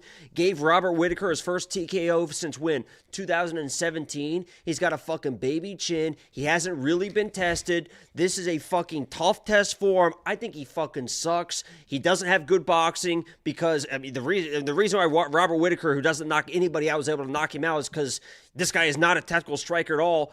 Jin Young Park is the better boxer here. People don't want to fucking hear that. He is the much better boxer in this matchup. Ikram has overrated power, terrible boxing. He doesn't even wrestle. Everyone talks about all this fucking wrestling. They got out fighting. I mean, I know he's knocking people out, but you haven't even seen wrestle against UFC competition. Jin Young Park has good wrestling, has good grappling. And also it's going to take his stuff a couple, get to the second round. The second round starts in this fight is over. Ikram loses this fight. Jin Young Park's going to stay in his face with that fucking jab, wear him down. Ikram's probably going to start shooting when it's already too late, when he starts getting tired. Jin Young Park's going to counter wrestle and probably choke this guy out late second or in the third round. I think Ikram fucking sucks. If he's got big power, he knocks him out. It is what it is. You want to play that? God bless you for it. The guy can't box. He doesn't wrestle. Jin Young Park's a durable dude that will stay in his face with the fucking jab, and you know how much I love fucking jabs, and Jin Young Park will just keep that jab in his face, frustrate him, he'll start overswinging, they don't get desperate wrestling, they don't get tired, and they don't get finished. Jin Young Park wins his fight. I disagree, but the only point that I'm really going to push back on is the Robert Whittaker knocked him out. He's like, we can't forget what happened in that fight. He flew from Russia to Vegas to fight in the co-main event. He got knocked out because he's not a good striker. Then has nothing to do with anything. While in Vegas, technically he can't strike. While in Vegas, halfway through his weight cut, they said, "Hey, we just lost the main event in Abu Dhabi next weekend." He was already in Vegas. They scooped him up. It was the same shot that fucking Chimaev hit him with. He just can't strike. They flew his ass all the way to Abu Dhabi. He had to continue to cut the weight, start that process over, and then fight in that card. And he got knocked out almost immediately. The fight didn't even go long enough for anything to happen. So did he get knocked out? Of course he did. So you can question the chin for sure. But there was a lot of random circumstances there that should not just be ignored. Because bet if it Ikram, was guys, fucking bet him. Put Ikram in all your parlays. I just want to see something real quick. All right, let's put see him in all, and I'm the guy that fucking had him, was so high on him against fucking against Whittaker. I got caught up in all that stuff, all the big power and baby chin Rob and stuff like that. And then when you go watch him strike, even against Andre Muniz, this guy can't throw an actual fucking combination. It's willy-nilly. It's sloppy. That jab's going to be in his face. And once that jab starts landing, it is fucking problems. Once you get a jab on you and you're fucking tired, and this guy, Jin Young Park, is just in your face with the jab, you're fucking dead. I could not be farther away from you on this fight. Now, I do recognize Jin Young Park is insanely durable, and I'm going to need Ikram to at least be prepared for 15 You see a first-round finish? No. You think Ikram wins the decision? With that flag in that country, if it gets there, yes. I think he will find a finish here. He's not fucking surviving 3 rounds of Jin Young Park. I also think he's either getting an early finish or he's getting fucking drowned. Or he turns into a wrestler. Jin Young Park can be taken down. He ain't doing it, man. He ain't doing it. All beard, he's not no fucking stash. wrestling Jin Young Park for 15 fucking minutes, man. He might. He ain't. I think he might. He ain't. If you need a tiebreaker, because him and I clearly are not going to agree on this fight, go to the website. You have my pick, Jacob's pick, then we have Artem, then we have BetSam. And if we're still split, we have an artificial intelligence. The 5th capper at WeWantPicks.com is a robot picking fights with incredible accuracy. It's only using historical data. It does not get fed the odds. That thing has no idea what the odds are in any fight. We just give it the information. It makes its picks after the event. We tell it what happened. It learns, and then it moves on to the next one. Check the artificial intelligence out and everything else that we offer. Somebody just said, who the fuck is Jin Young Park beat? Who the fuck is Ikram beat? Andre Muniz is his best win. Andre Muniz got TKO'd by fucking Paul Craig and fucking just lost 4 of his last 5 fights. Where was this energy when Andre smoked Park? Where was this energy then? What are you talking about? It was a split decision. What the fuck are you talking about? It shouldn't have been. There was 11 What are you talking about? 11 takedowns is what I'm talking about. 11. 11. Sometimes I really get concerned. I'd be concerned as well. After this rant on Jun Young Park, that's where you're planting your flag? Typically, I'm so dumb. I'm so stupid. Nobody said that. WeWantPicks.com. Click Become a Member at the top. Jacob bet on Davy Grant against Jourdain a pin. I did. The fuck I did. That was me. I fucked that up. The fuck Whoops. I did.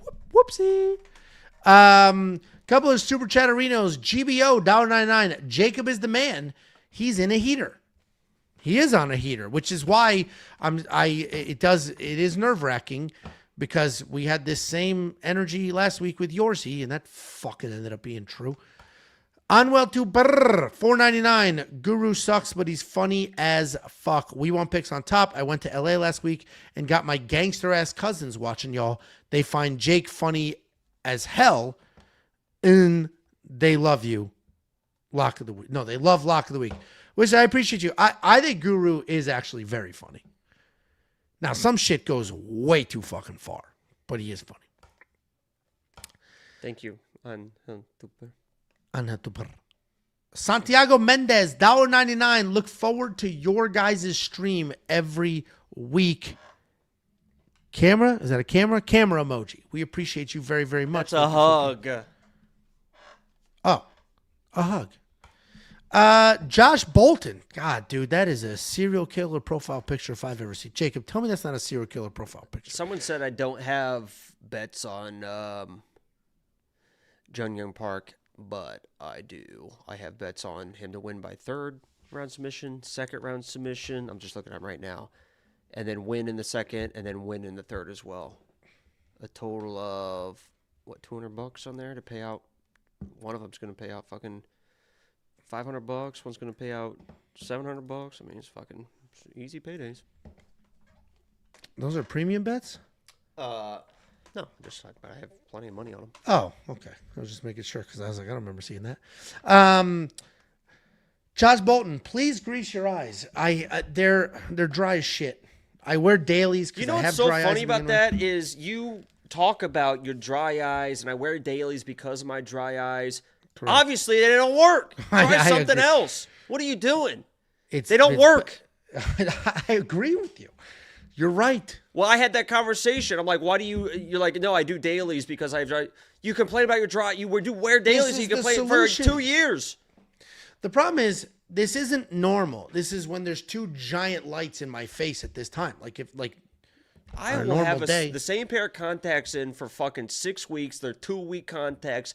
Be high out of my fucking mind, sit in front of these cameras and have no issues. You have sunglasses on. Nope, did that. Jared Staples, sup boys, miss me? Bro, them Colts whooped ass. They're going to the Super Bowl. I'm calling it. Yo, Jared Staples, welcome $10. back, $9.99. I appreciate that. I want to, if you guys follow me on Twitter, shameless plug here, but here's my Twitter. I put a parlay for the Colts up this past Sunday that hit 150 for $1,000. So same game parlay. We're just, well, I mean, when you're hot, Angelo. I agree. This is a very streaky world. Big Maple, 7 Canadian, Iron Turtle, round 3, rear naked choke, C at the window. Well, plus 2,500. Jacob's in that camp as well. Thank you for the super chatterino. Ikram sucks.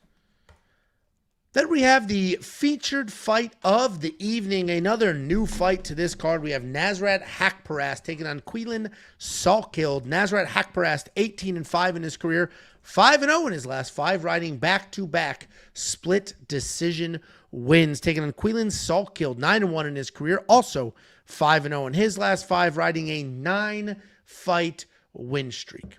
This is a nice little addition to this fight card. We got Nasrat Haqparast, solid striker, good volume, lands more than 6 significant strikes per minute with a very good 84% takedown defense. When he can push that pace, when he can find a rhythm, he's a very hard guy to beat. And if you stay busy, if you stay in his face, you can have some success because even though he's landing more than 6 significant strikes per minute, he's also being hit with more than 6 significant strikes per minute. He is coming off that decision win over Esteban Ribovics, which in all reality could have gone either way. Taking on Quilin, Saltkilled. Good striker, uses kicks really well. He manages range, he works the body. As soon as you're comfortable striking, he will lower his level and take a shot. BJJ black belt, overall very well-rounded guy who can fight at distance, fight in the pocket, or get fights to the ground. He's perfectly fine with an ugly fight. At times, he will chase a finish instead of settling in. He's coming off that win over Yanal Ashmans where he did not like the early striking pressure, so he started shooting takedowns. Nice addition to the card. This is a fun little scrap. They just threw them in the featured fight, the evening slot, and I'm good with it. And Nasrat was always going to be on this card. Keelan was a little bit short notice, two weeks-ish. Nasrat was going to be on the card, but he was never officially matched up, right? Yeah, but they just trained to be on the card. And I guess he even put on his Instagram, this is like the fourth opponent they must have gave because nothing else was announced, but they must have been through, I'm sure with travel and stuff like that, it's hard to get over there. But yeah, he was always going to be here in Quillen. It's about 2 weeks, I think. Yeah, and that will matter because if they're going to go strike for strike, Nasrat's going to be the pick. We saw Quillen not like the Yanal pressure. And that is what Nasrat is, landing more than 6 significant strikes per minute. He moves forward. He's got good technical striking, nice solid footwork, and good head movement, and he's just going to continue to plot forward. He's got great wrestling defense, good wrestling offense if he needs it, not very often. And I think his volume is going to be a problem. Quillen is obviously long. If he uses that length well, he can have success in the outside, but he's likely going to shoot a couple of takedowns. I don't think he'll get them. I think the takedown defense is too good from Nasrat, and I think Quillen only shoots because he doesn't like the pressure, which means it's not going to be a well set up shot. Nasrat is the pick, and if you watch my underdog fantasy video, the takedown line for Quillen was set at 2.5, and we hammered the under on that as well. So Nasrat's going to be the pick. I made these graphics yesterday. He was the underdog. This line is quickly flying the other way. It might have flipped on some books. Not quite sure, but it's a pick him now, -110 both ways. Yeah, I bet on Nasrat as a dog. I got him at -106, I think, something like that. Basically right here. What do you think, Jacob? So the way I break down film is I watch fights, usually the most recent fight of the fighters, and then I'll kind of click through some other fights because a lot of fights I just kind of remember. I just a little refresher just to see what the speed is looking like and stuff like that. Broke down this fight. And before I look at the odds, I think to myself, I give the fight odds. And typically it's pretty close. Like I can see, okay, this, whatever.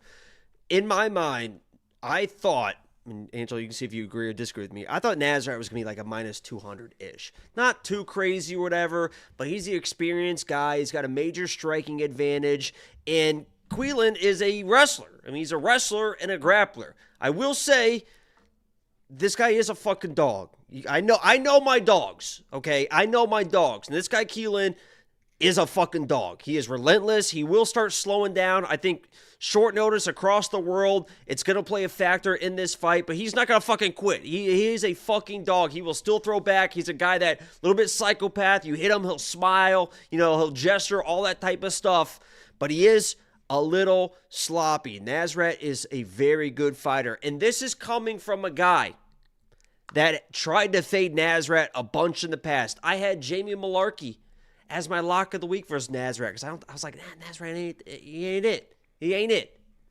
Knocks out the fucking Jamie. He fucking flatlined Jamie Malarkey. And then against Ribovics. Ribovics is my fucking boy. I was at that fight. I had kind of an uncomfortable amount of money on Ribovics in that fight because I was in Vegas. He's like a -200 favorite. I'm like, oh yeah, he's going to fucking obviously bury this guy Nasrat. I was at that fight like, holy fucking shit. Oh no. This guy Nasrat is fucking legit. He is not who he used to be. You see some previous losses. Oh, he lost to Bobby Green, lost to Dan Hooker. Like, what are those losses now or whatever? This guy has transformed physically. His hand speed is next level. His footwork is incredible. He beat Landon Quiones, or whatever the fuck his name is, who I think is actually a little bit better than Keelan. He beat him fighting in the wrong stance and beat the fuck out of that guy. Wore him down. He got his leg chopped off, had to switch to orthodox. It was basically fighting him absolutely squared up to him, which is a definite no-no, was getting hit and returning and wore that guy down from opposite fucking stance. So as much as Keelan is a dog, this guy Nasrat is a fucking fucking dog. He is a fucking dog. I've seen it. I know he is. He's got the striking advantage. He's got the wrestling to keep this guy off of him. I couldn't believe he's the underdog. I like Nazareth to win this fight. I also bet him. I respect Keelan.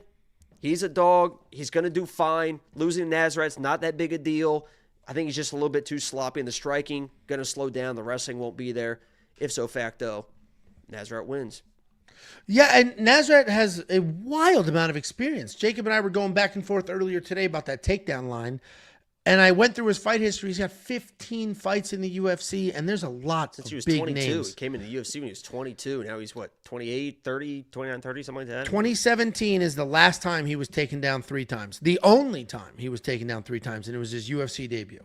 He can counter wrestle too. I mean, you even saw that kind of late in fights. He's a high IQ guy. If he needs to go to wrestling, he will. Salakov is a guy Salkild is a guy that will fucking, you can wrestle him too. He's a tough dude. He'll scramble and stuff. I do worry a little bit, and I talked about this with Angelo. He defended Jared Gordon's takedowns. Those were kind of baby singles, and he had good balance, and it was a really good takedown defense. Keelan will do some of the weird stuff, the dive, step back, inside trips, and even hit like a weird sweep against Gage Young in that Contender Series fight. So he will try everything, basically. So he might get Nazareth down, but Nazareth knows what he's doing, and on the feet, he's got such an advantage. Completely agree. Nazareth's the pick here. I was surprised to see he was a dog. Threw a little bit of money on him, and that's not my style. So if I'm betting a dog, I'm pretty confident there. You can check out every bet we have on this card, not just this fight, not just the rest of the fights on this card, but we also have bets for UFC 322, UFC 322, UFC Vegas 110 next week. There are already bets on the board. Check out every single one of them right now. $10 for an entire month. WeWantPicks.com. Just click Become a Member at the top. Couple of comments here. One, this is related to this fight. Mr. Wipeout 2008 said Abu Dhabi is not across the world from New Zealand. And that was him countering a point where somebody said Queelan's on short notice. Fine. It's a 24-hour. I Google it. It's a 24-hour flight. It is literally across the world. It is far as fuck. A very, very, very insanely, ridiculously long flight. So yes, it's insanely far. And then the next Lennon with $1 super sticker. I don't see what that sticker is, but we appreciate you. Oh, let me check. That's my boy. Ooh. Lennon's been here for a while. What's the sticker? That. What is it? Like It's a a fucking piggy oinking, and it says, "I'm Angelo, oink oink." No, it doesn't. There's no. Yeah, fucking okay. way Yeah, I just randomly make that up. I don't believe it. Yeah, Nazareth reps Morocco now, and those Moroccans are fucking... We had a Moroccan on the last week of Contender Series that, holy shit, cost me a lot of money. What? Those guys are fucking tough sons of bitches. Jesus Christ. They are. Holy shit. Except for Healy- Youssef. Next week, I think I'm going to see Youssef at fucking... That dude's toast, man. That dude is fucking toast. The double leg I'm about to hit on that guy. Or if I see him and then he exposed that back, it is fucking both hooks in and he's fucking done. I'm taking that dude down, buddy. Poor bastard. Can't see it coming. Helio with the airplane in the profile picture said it's not 24 hours of actual flight time. It's 18 hours of actual flight time. That's Google is your friend. 18 hours of flight time. That's the other side of the world. That's from here to Australia. Literally the other side of the world. Wait a second. Hold on. Actually, we might have just cracked the code here. If, Okay. yeah, let's hold on a second. Well, yeah, dial in. Get the marker. Yeah, here we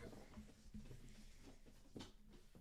So While he's doing that, you can download the app. Just search We Want Picks in the App Store. So you're saying, here's the world. Mm-hmm. And we agreed that if the U.S. is here, Australia is here, that's 18 hours, right? Yep. And you're saying that's the other side of the world. Like, picture-wise, it would actually be, like, over here, right?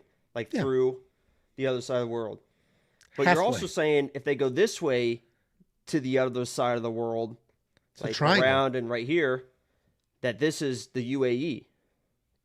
Because you said this is halfway around the world this way, and this is halfway around the world this way. Mm-hmm. So shouldn't we be right next to the fucking UAE if they're both halfway? Are you familiar with triangles? Why don't you draw a triangle? We'll do it a little differently. Draw a triangle. Do you see what I'm saying, though? I do. We should be... Why don't we draw a triangle? If you look at a flat Earth, though, and you do this, That's like the Office episode where Michael Scott does that whole thing, and Jim's like, "That's a pyramid scheme." He's like, "No, it's not." And then he just gets up and draws a triangle around it. It's like, I need to make a phone call. I need to make a phone call. All this guy needs to get is these two guys, and then these two guys get these two guys, and then he comes up and he just goes, Yeah. and he just he just quietly puts the marker down and like. He just walked down slowly. It was like fucking like phone cards or something. Yeah. Something stupid. Guys, download the app. The app is 100% free. Inside the app, you'll have access to everything we offer. And we've been talking about the bets a lot in this video because those have been absolutely slapping.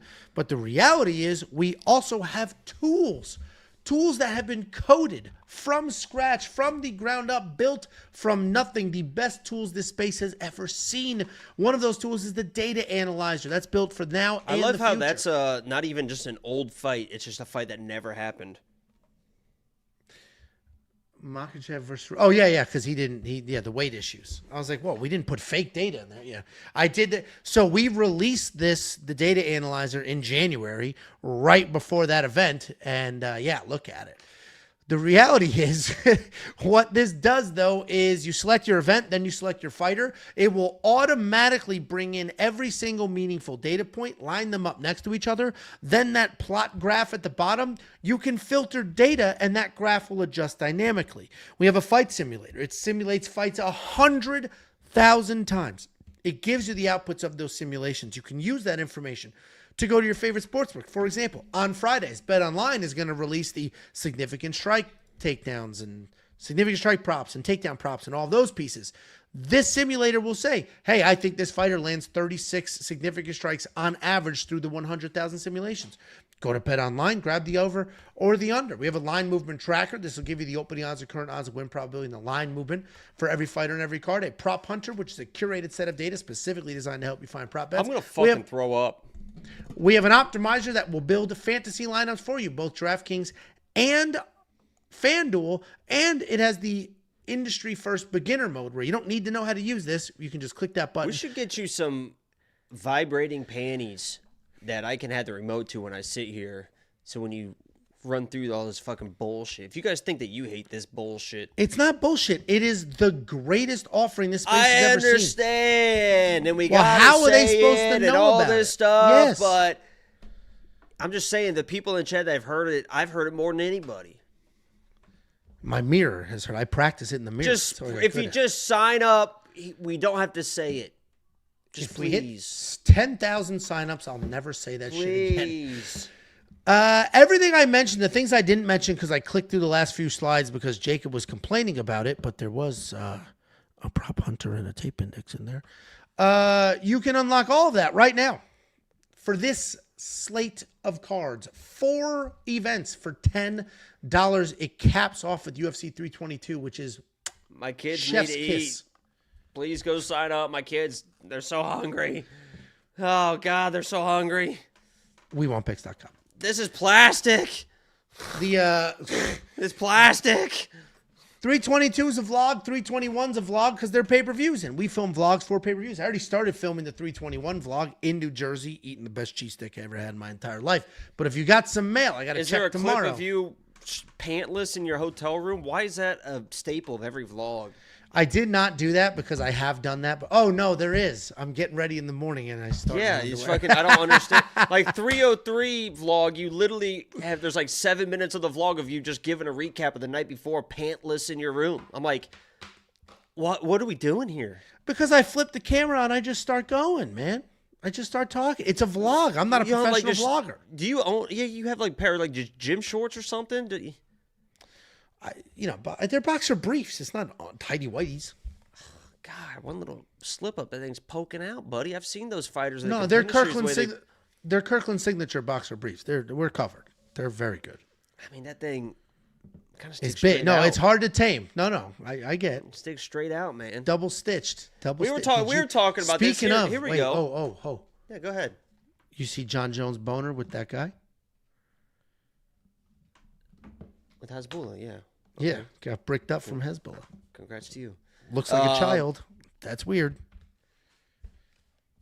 Okay. I don't even know what the fuck I was going to say. Oh, we had a discussion here on the live stream on, I think it was Saturday's live stream. You tell me this right here. Yeah. Because I went to the bathroom, I came back, they said, you can wash your hands. I said, I fucking no, I'm not going to fucking wash Nobody my hands. washes their hands at home. That's not the fucking. Sorry. When you pee, just if you have gym shorts on, sweatpants, whatever, and you go to the bathroom, you pee, do you touch your dick? Yes. I don't touch my dick. I'm like, I said that. I said, why would I wash my hands? I don't touch my dick. I just In a drop toilet? my pants. How do you aim at the toilet? I can understand a urinal. It's just, it doesn't matter any direction. Oh, here we go. He's going to draw a triangle. So my dick just kind of goes like this. And when the toilet is right here, I just go like this, and then it's just right there. Do you straddle it? Are your feet on both sides of it? I don't stand fucking away from it. I mean, I'm like, if it's a toilet like this, my feet are here and here. I mean, yeah, it points at the. What are we doing? You straddle the toilet. You stand. You like stand. I don't understand why people are touching Slater, their dick. I just go like this. Jacob just go AC like this. Slater's the toilet. I'm like this. I just go like this. I drop it. I just go like this, and it's like this. It just. Dude, right you there. definitely have piss all over your shorts and everything. What are we doing? 100%. 100% you do. I have a question for you in the super chat, or in the super chat, the live chat, very quickly, and then we'll move on. I was at the Nate Bargatze show on Saturday, which is why I had to watch UFC Vancouver on my cell phone. And he did his McDonald's order was part of his routine. And he said something like, let me get a number one, no onions. I leaned to my buddy and I said, there are no onions on a number one. Number one's a Big Mac. We are split. Half the community has said, yes, there are onions. The other half said there are no onions. I'm convinced there are no onions on a Big Mac. I don't want anybody Googling it because we'll figure this out, but I just want people's raw. Are there onions on a Big Mac? I've never ordered a fucking. Look at me. I've never ordered a fucking Big Mac in my fucking life. Two cheeseburgers, not doubles. Yeah, I fucking ordered like a 10-piece chicken nugget. Oh, man. They put onions on regular cheeseburgers. I assume there's onions on a fucking Big Mac. Well, if you've never had one, you're not a good source because I eat Big Macs and I've never tasted an onion in my life. I will taste an onion on a regular cheeseburger. We do have oh, that's right. He said I made your nose bleed. I did. Here it is. It's right there. I keep it in my office just to remind me. Yeah, you know what else this guy said? What? What? He said, Jacob, my sister's name something Garcia. I want you to have her. She's Mexican short. All right. And now he's coming at me. It's like, what? You didn't take his sister. Next up, at UFC 321, we have the main card opener. We have Alexander Rakic taking on Azamat Murzakanov. Lots of Azamats and lots of Azats these last couple of weeks. Alexander Rakic, 14-5 in his career, 2-3 in his last 5 years on a wild. Oh, yeah. 2 all beef patty, special sauce, lettuce, cheese, pickles, onions on a sesame seed bun. You stupid retard fuck. It's in the song. You stupid ass. They haven't sang that song since the 90s. Oh, you stupid. I just knew that song. Everyone our age knows that fucking song. You 2 read all it. beef patty, special sauce, lettuce, cheese, pickles, onions on a sesame seed bun. You stupid idiot. I'm going to How ask. embarrassing, dude. I'm going to do embarrassing. the vlog on Saturday. I'm going to ask everybody I encounter, and you're going to get a mixed bag of answers. There's a lot of people that are going to say no. So there's a lot of fucking retards in this world. There's a lot of people that don't realize there are onions in a Big Mac. You know why they don't realize there's onions in a Big Mac? Because they're not regular onions. They're dehydrated. It's a fucking joke. They're dehydrated. It's a fucking... Anybody who's like, yeah, there's onions, you've never tasted an onion because it's a dehydrated onion. Stop trying to act cool. You didn't know they were in there. Obviously, the song helps, but you've never tasted it. You don't see it. There's not just raw onions like there are on everything else there. You fucking fake know-it-all dick lickers. Opening up the UFC 321 main card, we have Alexander Rakic taking on Azat Mirzakhanov. Alexander Rakic, 14-5 in his career, 2-3 in his last 5, and an unfortunate 3-fight skid. Azat Mirzakhanov, undefeated, 15-0. So, of course, he's 5-0 in his last 5, and he has 11 career knockouts. This is a battle of the strikers, but a clash of the styles.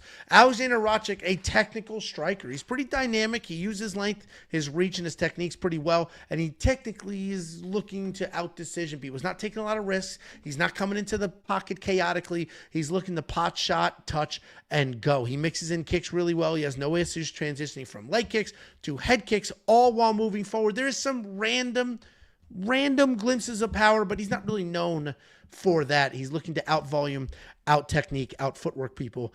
He is riding a 3-fight skid. That most recent loss was to former long-time world champion Magomed Ankalaev. He's taking on Azat Mirzakhanov. He is not a very big guy for this weight class, but he has legit power. He has a knockdown in all 6 of his UFC fights. He's a good wrestler as well, solid ground and pound, but his hands are so good, we do not see the wrestling very often. He just throws, he lands, and 5 out of 6 times so far in the UFC, they go down. He's coming off that knockout win over Brenton Ribeiro, where he was clean and he was powerful. What's crazy here is Azat Mirzakhanov is almost even money, and I expected him to be a considerable favorite. I thought he would be in the -2, 3, 4 favorite category because of what he's been doing. And if you just look at their recent, we have an undefeated guy who has knocked out 5 of his last 6 opponents, and then a dude on a 3-fight skid who, when he's winning, he's not putting people away. But then you watch the tape, you look at it a little closer, it's like, I get it. Some of Azamat's wins are not great. A couple of them are come from behind. The Tafon and Chukwi fight, that was a come from behind win. He's kind of short at 5'10". So if you just want to stay safe on the outside and pump and go, and you have no problem being boring like Alexander Rakic, you can stay on the outside. You can tap. You can go. Is that a strategy? Hold on. Is that a strategy that you are suggesting to our young viewers? Pump and go. Yes. What are you wasting your time for? There's only one goal. You only do it for one reason. So get there as quickly as possible. What is that? To ejaculate. So just as quickly as possible. What are you wasting your time for? Like, why? Everything else in life, you just want to get there and get it be done. Like, I did. This is what I want. I'm going to do it now. Right? That's why TikTok is so popular. Just instant gratification. Let's get there. Let's get there quickly. Alexander, and I'm going to say Rakic, and then people want to cry and complain that I'm saying it wrong. I'm saying it wrong. I fully recognize that. He can dance around on the outside. He can touch and go. He can pump and dump. He can tap and leave. And as long as he doesn't fully engage, he could have some success here. I do think he eventually gets caught. We just saw him have success against Yuri, and then Yuri moved forward and made it happen. Azat is a guy that can make it happen. We've seen him on at least 2 occasions in the UFC losing a fight, landing big, getting the win. I don't see that. I don't see why that wouldn't happen again. Azat's going to be the pick here. I do get, though, after watching the tape, why these odds are closer than I thought they would be. What do you think, Jacob? I like Alexander Rakic. I think he's a very good fighter. Every time you watch him fight, before the fight, and you're looking at film and this and that, it's always like, dude, this guy's good, man. This guy is just a solid fucking dude. He can fucking strike from the outside. He can get in the pocket. He's got okay power. Not great for the division, but enough power. He's got wrestling. He's got grappling. And you kind of wonder yourself, like, how does this guy lose? Like, how does a guy that's so well-rounded, that's just a monster for the division, too, he's 6'4", he's fucking jacked, looks like he's in the best shape of his fucking life. I know he switched coaches, switched teams. Maybe that will unlock him a little bit more. We see that with fighters sometimes because it does seem like he just needs to be unlocked a little bit. I was very high on him going in that Yuri fight. I'm a Yuri hater. I said Yuri kind of sucks. Rocket's going to put it on him. He's a competent striker that's going to pick Yuri apart. And what did he do? For 5 minutes, he fucking put a beating on Yuri. And it's like, holy shit, that's the Rocket that we know. Like, that's the capable Rocket. And then the fight started turning. Yuri turned into Yuri and fucking finished him. Unless Rocket changes who he is, which maybe this new coach and stuff unlocks, he's another one of those guys like a fucking Cheeto Vera, where it's like, I understand you want to pick this guy. You're looking at him at dog money. You're like, he's more than capable of winning this fight. He is more than capable of winning this fight. But why are you going to trust this guy with your money? Because we've seen him in fights just not do enough in decision fights. And I know this guy, Azat, is going to be moving forward. He's going to be the one moving forward. He's going to be having the bigger moments. And without the upside of the finishing side of Rocket, it's like, why are we betting this guy? I like Rocket, but until I see it, I can't pick him. I can't put my money on him. I think Azat's going to have the forward pressure. He's going to have the bigger moments, the flashier shit. And even though Rocket might hang in there and look good technically, I just don't think it's going to be enough. It probably goes to a decision with this and that, but, I think Azat's probably going to get it done, so. Especially with that flag in that country, if this does end up going to a decision. Because he's a what? They're both white. This is going to be... Rocket kind of has that light-skin energy. All my light-skinned brothers, they know what I'm talking about. I mean... They know what I'm talking about. He's got that. I heard that as he quits. He's got that light-skin stare. What does that mean? He's going to go into a school with bad intentions? They know.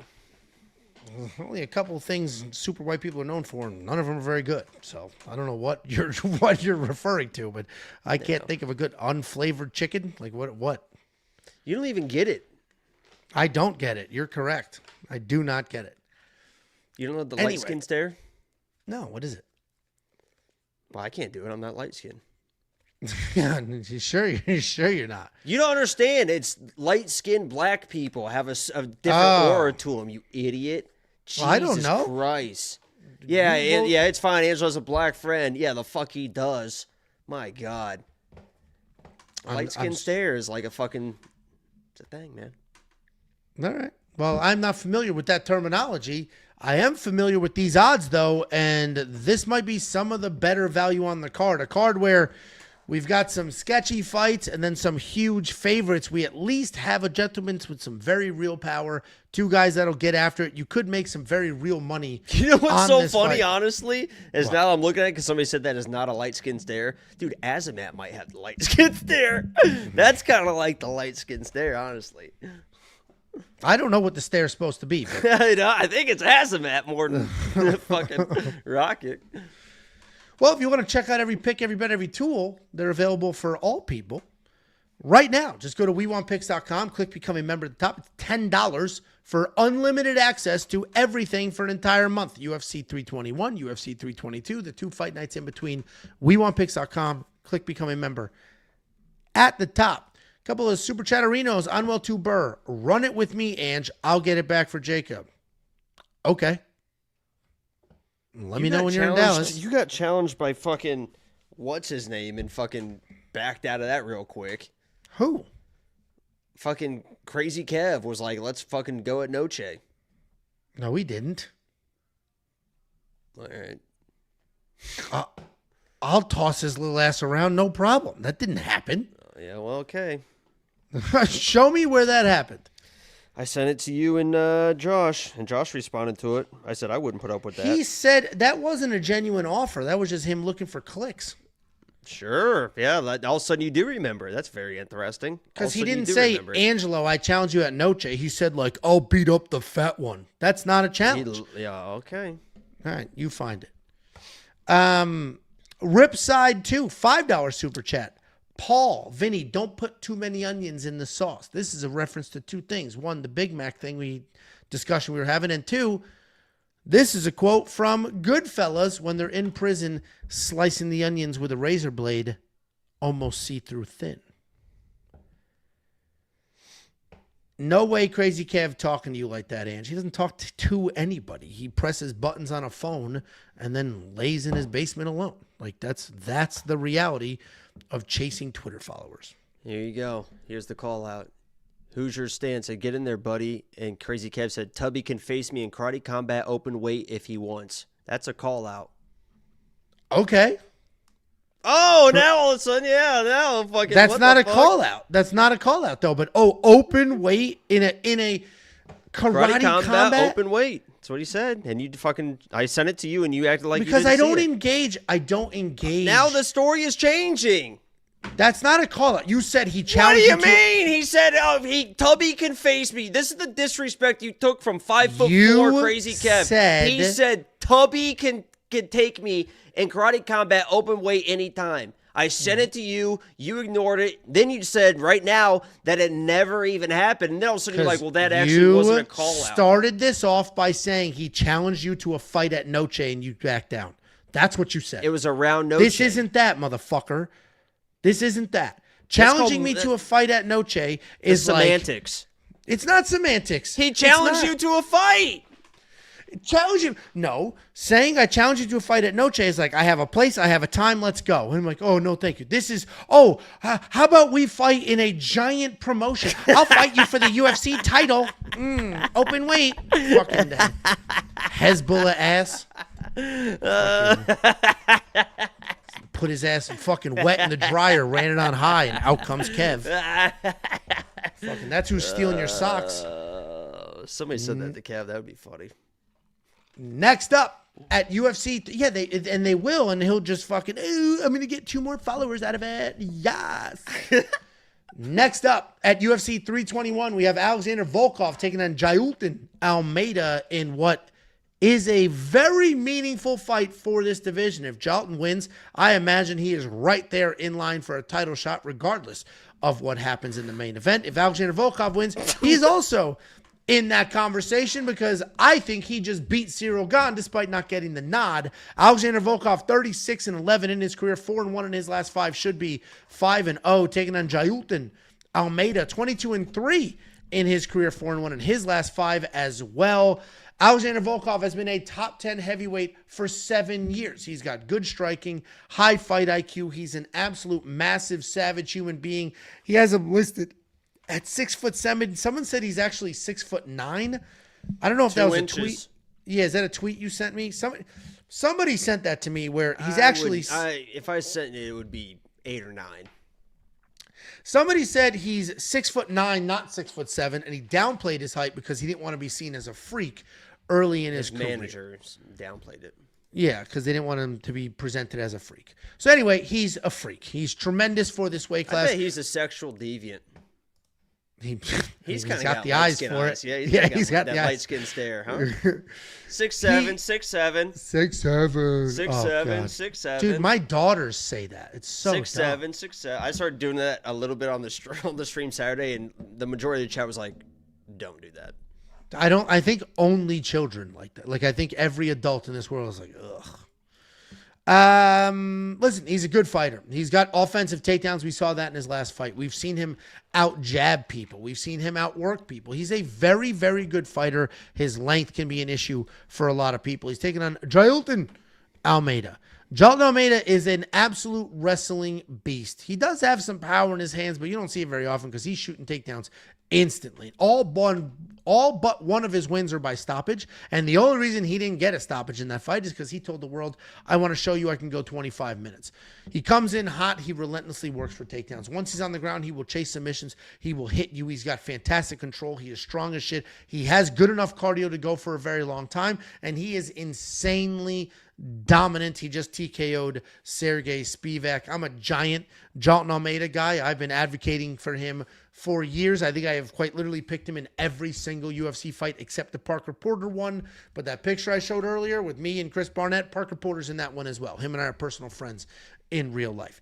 The reality is Jaqueline Almeida should be able to get this fight to the ground almost whenever he wants to. And then when he gets it to the ground, he's just going to dominate from there. We watched Tom Aspinall do that. We saw Cyril Gane get him to the ground. Jaqueline Almeida is just too freaking good at wrestling to lose this fight. So he is the pick. I am pretty confident in that. My one and only concern here is literally how tall Alexander Volkov is, and if that's somehow going to pose an issue with getting the legs off the ground and dealing with that length in general. But Jaqueline is just too aggressive, too good of a wrestler. I think he wins this fight, and I think we're getting some pretty solid odds because of that. What do you think, Jacob? You don't really listen to me on this one. I know that, I don't know, maybe listen to me, I don't know. I know I've been making some good predictions lately, but I always try to be honest when I'm a little bit biased. But this isn't like a weird bias. I've always been, an Angelo knows, I've always kind of been a Jaqueline hater. I've always said he's a little bit fraudulent, that he's not really the guy that people think he is. Obviously, he gets on top of anybody, and it's gonna be a fucking issue, right? I'm also pretty high on Volkov. I'm a big Volkov guy. You know, he is. I think he's a dog. He's obviously a really, really high level striker. He's outstruck a lot of fucking people. And the length, I think that front kick and I think that jab, if Jaqueline fucks around a little bit too much, like, because he's kind of coming into fights and doing kind of the stand-up for 30, 40 seconds, a minute 30. Like, it used to be the front kick straight to a double. Everyone knew what he was going to do. Front kick, boom, straight to the double leg, and that's how he was getting the fights down. Now it's like, oh, I'm evolving as a fighter, you know, it's a big card. I'm going to show off a little bit of stand-up. He does that against Volkov and eats a front kick and a jab, and then he tries to start wrestling after that. If he gets cracked at all, Volkov is going to fucking smoke this guy. This does obviously come down to either takedown or bust for Jaqueline. It seems lately like he's kind of been wanting to show more of being like, I can do everything. I'm not who you think I am type of whatever. That would be a fuck. He needs to go back to the throw a front kick and shoot a fucking double leg, get this fight around. You don't want to fuck around with Volkov on the feet, not even for a fucking minute. He is too long, and when you're a grappler, it's not really getting cracked like that. Like, Volkov will fucking crack your ass. So I'm actually picking Jaqueline, but I know this is a situation for me personally. I can't put money on this guy. I will never put money on this guy. I just think he's a little bit too, even his personality is like a little bit too, like, I don't know. It's hard. It's just a feeling. It's just hard to explain. So I've been fading him for a little bit, but I'm going to pick him here, but I can't bet that guy. He should. I mean, he should. If he gets a takedown, he's going to look crazy, but there's something about him. I don't know. Yeah, I mean, I've been confident in him for a long time, and even that only loss in the UFC is to Curtis Blades. He took Curtis Blades down 9 times in like 7 minutes. He just froze on the leg. He literally froze. Curtis would just bash the side of his head, and he kind of froze there. But solid bounce back wins after that. And Jaqueline Almeida, in my opinion, is just so good at one thing, and that's the only thing he'll need here. I think he wins this fight. I think he scores incredibly well in DraftKings Fantasy because of that. But obviously, when you are a top 10 heavyweight for 7 freaking years, the amount of experience you have in Alexander Volkov is unmatched. He quite literally has the most amount of experience of anybody else in the top 10 of this heavyweight division. There's nobody that has been there as long as him. But it's not going to matter if there's just one thing you can't stop, which would be the takedowns. And being on top of Volkov is a little bit different because he's just a big motherfucker, man. I mean, He knows what he's doing. I mean, he's not like a high level black belt or anything, but he knows how to survive. And if he just pulls guard over those long ass legs and, you know, being able to control posture and stuff like that, you know, I don't know. Maybe I'm just looking for reasons. I don't know. Yeah, it'll be interesting. I'm looking forward to this. I am pretty confident in Jaqueline. I've been saying for a while. I think he deserves... Listen, first of all, Volkov beat Gane in his last fight. That was a bad decision. I had Gane in the safety parlay, and the safety parlay hit. So there's no bias, no cope whatsoever. I think Volkov won that fight. The crazy part is they told Volkov, hey, you won that fight. We're going to take care of you. And not only did they not give him, but they put him on the same card watching Gane fight for the fucking... That's fucking a slap in the face, man. I love Volkov. Volkov's so good. I think Almeida should have gotten this title shot. If you're going to do it, it should be Almeida. He's got the best record right now of any of them. He's getting tossed around by Sergey Spivak. And then he won that fight by KO, Tossed correct? Around. Thought so. Jalton Almeida is my pick. Jalton Almeida is Jacob's pick. And if you want to see what the artificial intelligence has to say or any of the other cappers, you want to check out all the bets or all the tools, go to WeWantPicks.com, click Become a Member at the top. It's $10 for an entire month. There's no upsell. There's no cross-sell, no weird tiers or packages. $10, WeWantPicks.com, click Become a Member at the top. Then we have the featured fight of the evening. We have Umar Nurmagomedov taking on Mario Batista. This is another very meaningful fight for their division. Umar Nurmagomedov, 18-1 in his career. That one and only loss to Merab Dvalishvili in his last fight. Taking on Mario Batista, 16-2 in his career. 5-0 in his last 5 on an 8-fight win streak. Umar Nurmagomedov is exactly who you would think he would be in the wrestling side of things, but striking-wise, he's got that karate stance. He has phenomenal kicks. He's got phenomenal boxing. Good cardio. He comes in and out of the pocket. He stays very, very versatile and mobile on his feet before committing to the wrestling. And when he wrestles like a Nurmagomedov. He's taking on Mario Batista. Mario Batista is a high-volume guy.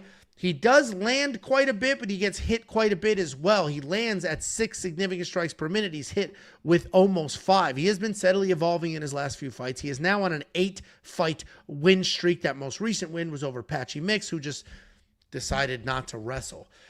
I know a lot of people are coming around on Merab Dvalishvili, and as they should be. That guy is busy. He is active. He's actually very fun on social media. Merab's a great dude, and people should enjoy him. But what comes with supporting one fighter usually means you got to hate everybody else. So there's a lot of random hate coming in on the Umar side. Talking about he lost that fight and he got smoked. That's not really what happened in that fight, is it? Because Umar beat Merab very convincingly in the first round and the second round. And then he broke his hand and he lost the next 3 rounds. He had a broken hand. He obviously slowed down. Merab took over. Good on Merab. I'm not taking anything away from that win. What I am doing, though, is giving a little justification to the loss. Umar is very, very good. I think Umar can potentially outstrike Mario Batista. I think Umar can certainly out-wrestle Mario Batista. I think Umar wins here, and I think it's important for the division for Umar to win here. Because if Umar wins here, I think he's the only person that could beat Merab. And if he can't, Mario Batista certainly can't. And then that's it. Merab's champ forever. Yeah, then Merab's champ forever. I think Umar is the only person that can do it. He ain't doing it. Saw him do it. He ain't doing it. Well, who do you think wins this fight? Who'd you pick? I think Umar beats Mario everywhere. Yeah, I'm not going to be crazy surprised if this fight is closer than people expect, if this is closer than a minus 625, because Mario just finds his... I mean, I'm a Mario Batista hater. I had Jose Aldo as my lock of the week. I thought Jose did enough to win that fight. I even doubled down and was like, Patchy's going to beat this guy. Then Patchy came in and looked absolutely fucking horrible. But obviously, at this point, we fear that's not my fault. That's Patchy just isn't that fucking dude. That's Patchy's fault. That's Patchy's fault. That's not my fucking fault. But Umar should be able to handle the pressure, should be able to be the better striker and all this stuff. But I mean, it's not out of the realm of possibility for Mario to come in and this fight's close and people just assume Umar's going to get the nod. Then it's like, holy shit, Sally D. 30-27 Mario. What the hell is going on here? You know, so, I mean, he's minus 650. He should win, but, you know, some fights I just kind of lay off. There's a few. Last week I laid off a lot.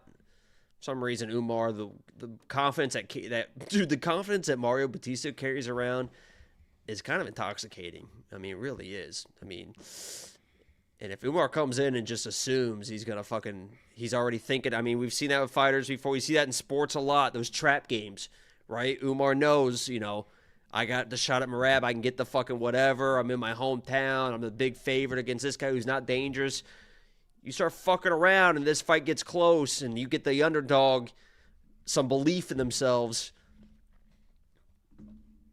Whoops. I'm going for it. Yeah, I get it. Are you intoxicated? Do you know that's from? It's GSP to Bisping, yeah. It is GSP. Are you intoxicated? Yeah, we're both on the Umar side. No surprises there. Where the fuck did that come from? You said intoxicated. You said his confidence 7 is minutes intoxicated. ago. Yeah, well, I was waiting. I didn't want to interrupt with, are you intoxicated? You should have. Yeah, I don't, I should have. Umar's the pick. No real surprises there. $9,600 is interesting, though, because we have a 3-round fight, not a 5-round fight. Kind of need a finish for that to be worth it. And Mario's a tough dude. Mario said he was going to knock this guy out in the first round. So I don't know if he fucking does that.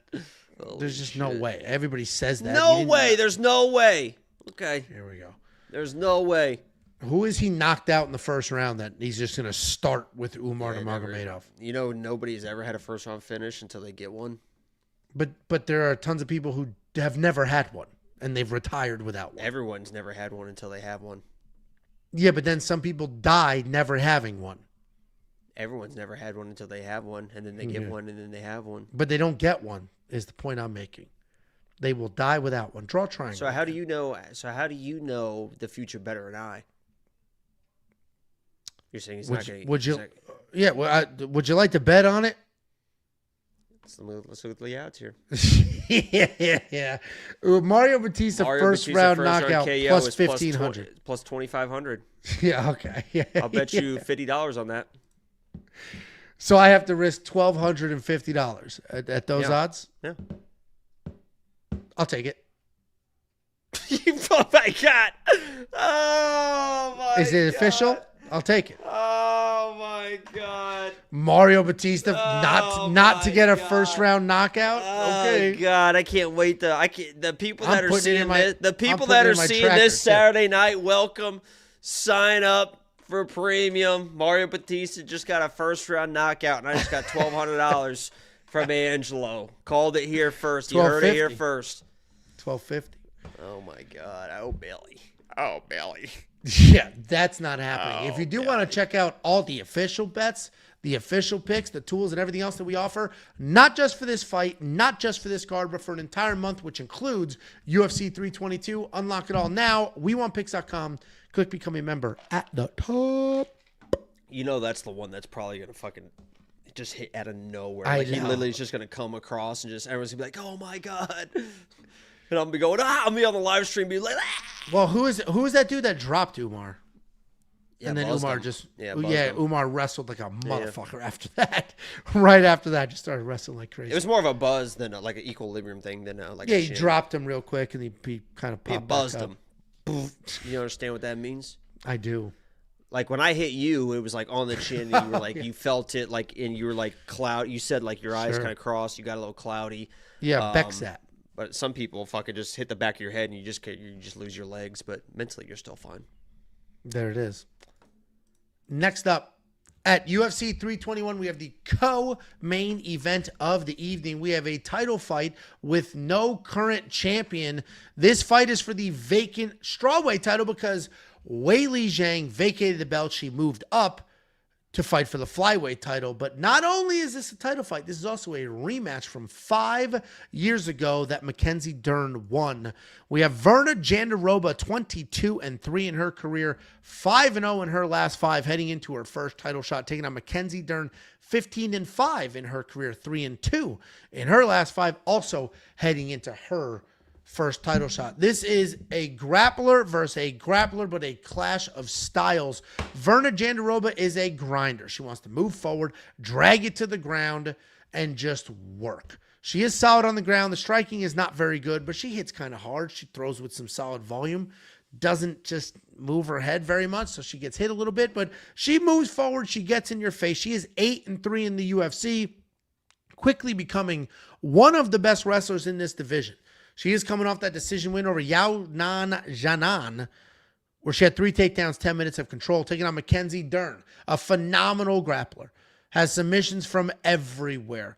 One of the fakest accents with most of the realest jiu-jitsu we've seen. Her striking is decent. It's there technically speaking.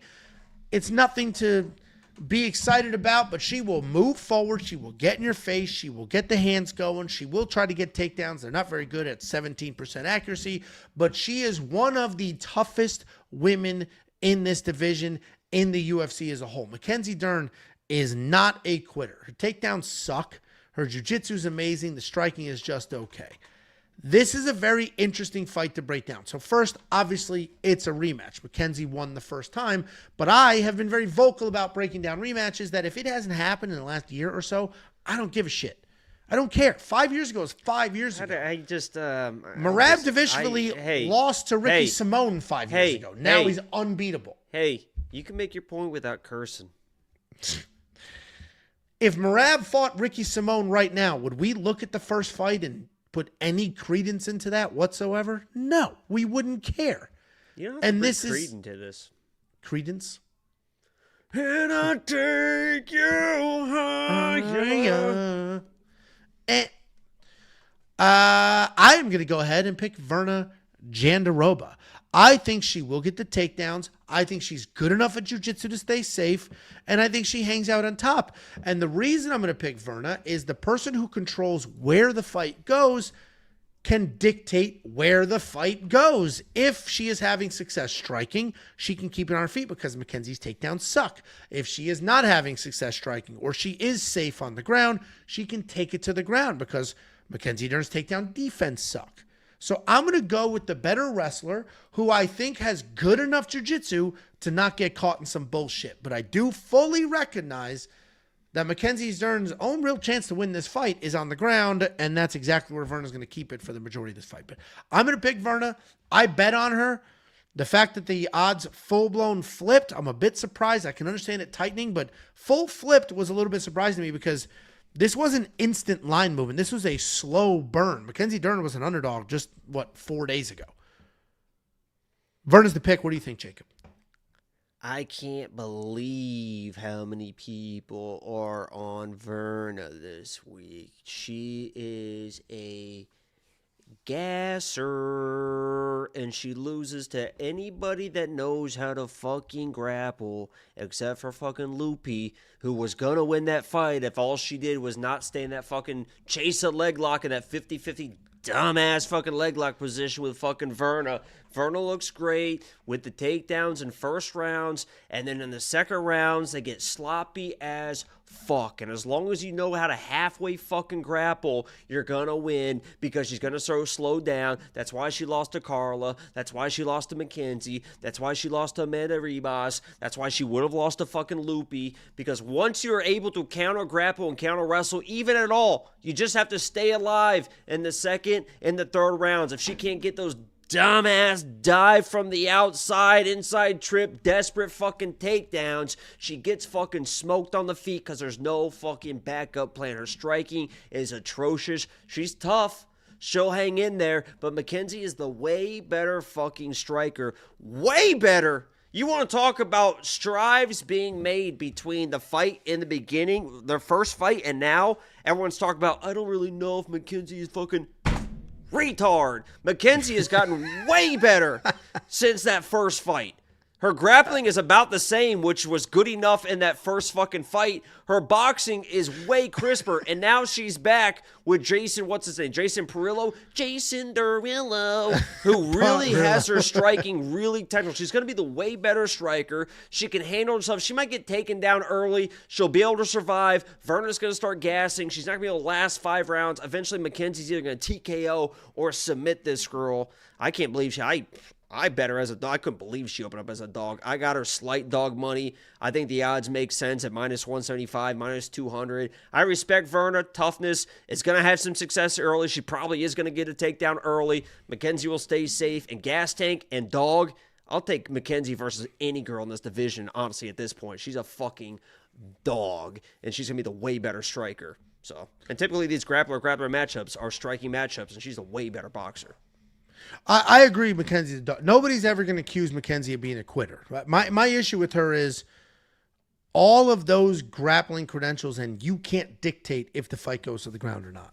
And I personally think that's going to be the difference here. Dude, Verna is not getting takedowns for 25 minutes, dude. She's won 25-minute fights before. Not against fucking girls like fucking Mackenzie Dern. She won a 25-minute fight against a woman on this card. Jesus Christ, man. She is gassed out of her mind in the middle of every second round she fights. And she either gets some bullshit takedown against a striker or she fucking loses. Listen, she has 7.5 minutes of cardio. I promise you that. Dern's got fucking 45. I'm talking hour and a half. I'm talking 2 hours. Sure. Listen, I get it. My concern is not the gassing. My concern is this fight will be literally where Mackenzie's her best in the majority of it. So it's like, everybody else is avoiding going to the ground with Mackenzie Dern at all costs, where Verna is going to be in the opposite camp. Like, I need to get this to the ground. So I recognize the risk there. Oh, no. You can take Mackenzie down. Oh, there you go. You froze for a second, but you're back. Yeah, listen, I get it. I fully understand. I fully recognize. I'm not going to deny any of that. I just feel at this point, Verna is hitting her shot. You talked about all the aura and the confidence that Mario Batista has. That's what Verna has. She's just knocking them off one by one, grinding. Mackenzie has no chin. She left her boxing coach. She's got a great fucking tell. You could fucking tell. I think it was like the Andrade Lemos type of fights. She left. She was kind of doing her own thing. I think like with that fucking boyfriend. I don't know what the fuck was going on there. But you could tell she got fucking sloppy with the fucking striking. She's back with that guy now, and she's a legit boxer. Yeah, listen, I get it. I'm just leaning the wrestler. I'm biased towards wrestlers. The wrestler with good submission defense, that's my pick. Jacob is on the exact opposite side. If you need a tiebreaker, the website has it for you. Go to WeWantPicks.com, click Become a Member at the top. It's $10. You will unlock every pick, every bet, every tool, the artificial intelligence, all of it. WeWantPicks.com, click Become a Member at the top. It's $10 for an entire month's worth of access. You guys are making a mistake with Werner. It's not who she think he is. Next up at UFC 321, we have the main event of the evening. We have Tom Aspinall taking on Cyril Gane. This is Cyril Gane's his third crack at a title. This is Tom Aspinall's first ever undisputed title defense. He obviously defended the interim belt, but he is now officially the undisputed heavyweight because John Jones retired and relinquished that belt. We got Tom Aspinall 15-3 in his career, 4-1 in his last 5, and that lone loss was a injury. Taking on Cyril Gane, 13-2 in his career, 3-2 in his last 5, heading into that third title fight. We all know who these guys are, right? Tom Aspinall, a big, athletic guy. He's fast. He hits hard. He's got a BJJ black belt. He's got good takedowns with 100% takedown accuracy, good takedown defense. He averages about 3 takedowns per 15 minutes, and he has only been in the octagon for like 5 or 6 total minutes, something crazy like that. Cyril Gane, the fancy Savate-style striker who has a phenomenal footwork, a great in-and-out game. He can work in offensive takedowns, but we are 100% sure he has defensive takedown issues. He was taken down a bunch in his last fight. He was taken down and submitted by John Jones. But if Cyril Gane stays on his feet, stays striking, he's a problem for a lot of people. I'm going to pick Tom. Okay, Tom's going to be the pick. But I want to float a couple of things out there. All right? It doesn't really matter for the pick, but I do want to float some things out there. First of all, I don't think Cyril Gane deserves to be here. Not only did he lose his last fight, I would argue he's a failed prospect. The UFC keeps shoving him into title fights. This is his third title fight. He lost the first 2 differently. He was taken down and subbed by John Jones in under a couple of minutes. They gave him Francis Ngannou. Francis out-wrestled him as well. Now he's fighting a guy who can wrestle. So I don't know why they threw him in here, but they did. My other issue is we don't actually know what Tom Aspinall will look like if things don't go his way. This guy has fought for a total of 16 minutes in 9 UFC fights. I have no idea what happens in a round 2, in a round 3. I have no idea what happens if he gets hit hard or if he gets taken out. We don't know. So on one hand, that's a testament to how good and how successful he is. On the other hand, until you see it, you have no idea what's going to happen. Sure, he's beaten the pace out of everybody he's fought, and he's done so quickly. That alone obviously makes him a great fighter, but on a scale of Chase Sherman to the greatest heavyweight of all time, Stipe Miocic, we don't know where Tom is yet. So I actually want Tom to take this fight a little longer. I want it to go a little bit. I want to see where we end up. I am picking Tom Aspinall because I think he can do what everybody else did, get Cyril to the ground, have success there. Last thing I'll say before I pass it over, I don't love this whole father-son coach combo thing. That has its limit. And this is probably as far as Tom can go with his dad as his coach. So I don't love seeing that. I wish he was at sort of a bigger gym. Obviously, he trains with Dante DeLegia, but I wish there was a little more going in there. Tom Aspinall's the pick. The wrestling's the easiest path here. What do you think, Jacob? Yeah, I'm not a big Tom guy. I think he's a little bit overrated. I don't think he's as good as people think he is. Obviously, he's got some nice wins. He's got some knockouts. I think he's sloppy in the striking, a little bit too overconfident in the striking. And his wrestling, it is what it is. We've seen a little bit of it, but we don't really know against an actual type of wrestler or type of grappler. I definitely think he's got the tools to beat Gane. Like, I'm definitely not a Gane guy. If I'm not a Tom guy, I can't be a Gane guy, because it's just like a mentality thing. I put a tweet out that said, it was like he was just hitting mitts and fucking open workouts or whatever. And I mean, he's just hitting mitts. It's nothing like too serious or whatever, but it's just like my tweet was, I never see any intensity in anything this guy does. Like when he fights, like everything is just kind of like he's there, he's having fun, like he's doing it. It is what it is, but there's not like that fucking. I just want to see some bite to it, And he had a little panic moment with the Tai Tuivasa, right? He got dropped and he was like, "Oh fuck." I don't think that was a competitive thing. I think that was a panic. Like, "Oh, now I got to oh shit, I can't fucking lose." But that wasn't like a competitive spirit coming out of it. And it worked against a guy like Tai Tuivasa, but so I'm not picking Gane in this fight. Yeah, he might dance around and stay alive for a little bit, and everyone is playing Tom by sub. They assume he's going to get the takedowns. I don't think Tom's going to wrestle unless he needs to wrestle. He's confident in his hands. He knows this guy's going to be backing up. Gane's not the most dangerous guy in the world. He's going to want to make a statement for his first defense. He's optically aware that he doesn't want to be the boring, especially with the Chimaev stuff. Oh, get a takedown and then get a submission and stuff. He's going to strike with this guy unless he gets in trouble. So everyone playing the Tom by sub, it's like, I get it, but first title defense, big moment. He's a confident striker. He's going to just try to knock this guy out, I imagine. He might be able to do it. But I'm going to say this. I'm not a Tom guy. I'm picking him to win this fight. You guys want to bet him, bet him. I don't give a fuck. I'm not going to bet him. If Jailton Almeida beats Volkov, which is possible, right? He's a favorite. Tom Aspinall is not going to lose until he retires. Like, Volkov probably isn't going to get a title shot after that. Like, he might, but he's a little bit older now.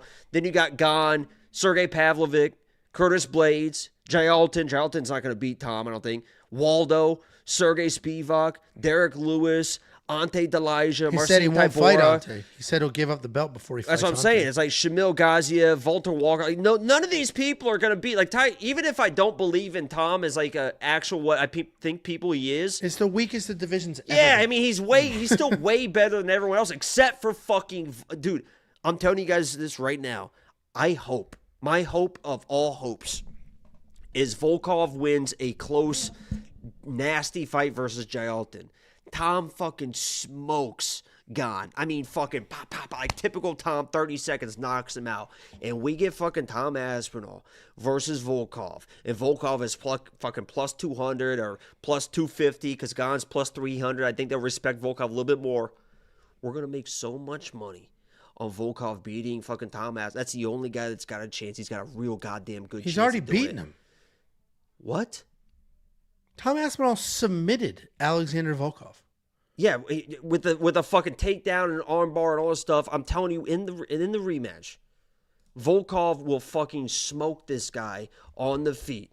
He's not going to get the takedown this time. We've got a tuned up Volkov. Volkov is the only guy of all those guys. Jailton's not going to. Do you agree with everyone else? He already smoked everyone else. I know he kind of smoked. I'm a big Jalton guy, but I get what you're saying. Jalton's the only person I think could because of Volkov this. is the only guy. Volkov is the only fucking guy But that can beat this guy. I think so. What's crazy, a little bit of a topic change here. The middleweight division is the strongest it's been in years. Heavyweight and light heavyweight are pretty weak. They're not very good weight classes right now. So there's some really good light heavyweights that could pop up. That could just pop up a division and have some interesting success. So here's what I want. That's Jailton. I don't know who else it would be. Jailton was light heavyweight that came up. And look at him now. He's one win away from a title fight. So obviously there's the John Jones fight if Tom Aspinall wins, Jon Jones will come crawling out. It's a very interesting dynamic here. I want to make 2 quick points. One, anybody who is going to immediately jump down Tom's throat if he doesn't beat Ciryl Gane faster than Jon Jones does is an idiot. Like, Jon Jones took him down, subbed him in 3 minutes? That is what it is. That's how it went down. Tom Aspinall beating Gane literally Ciryl said Gane. He was like beat before he even went out there. It's He's Jon like, Jones' first title shot or second title shot, I guess. If Tom Aspinall beats Ciryl Gane in a very straightforward decision or finishes him in the second round, comparing speed of win is stupid. All right? I think that's dumb. Now, this is going to take a little bit of a twist here. I would love, here's my fantasy world, Jacob. Ciryl Gane wins this fight. Alex Bejeda moves up, fights Ciryl Gane. I think Alex can beat Ciryl Gane. I think Alex versus Ciryl Gane, first ever 3-division world champion. Alex would beat Tom. Tom, I think, could take him down. If Tom can't take him down, Alex can beat him because I don't know. I rewatched that Curtis Blades fight. Dude, Tom was like, in my mind, he's a clean, fast, sloppy. powerful He's a striker. lungy, He was sloppy sloppy as fuck in that what I'm saying. Curtis Blades fight. He just landed, I think it was an uppercut. He just landed a nice shot that had Curtis He's wobbled. fast and he's powerful, but I mean, that's what I'm saying. There's like a technical long Volkov is like that fucks him up. I think Alex Yeah, I fucked him mean, up too on the feet. Tom winning is obviously better for the division because there are a couple of matchups they can make and try to make it interesting. They'll probably still throw an old ass at that point, 40-year-old Alex Bejeda in there. But Tom winning's better for the division.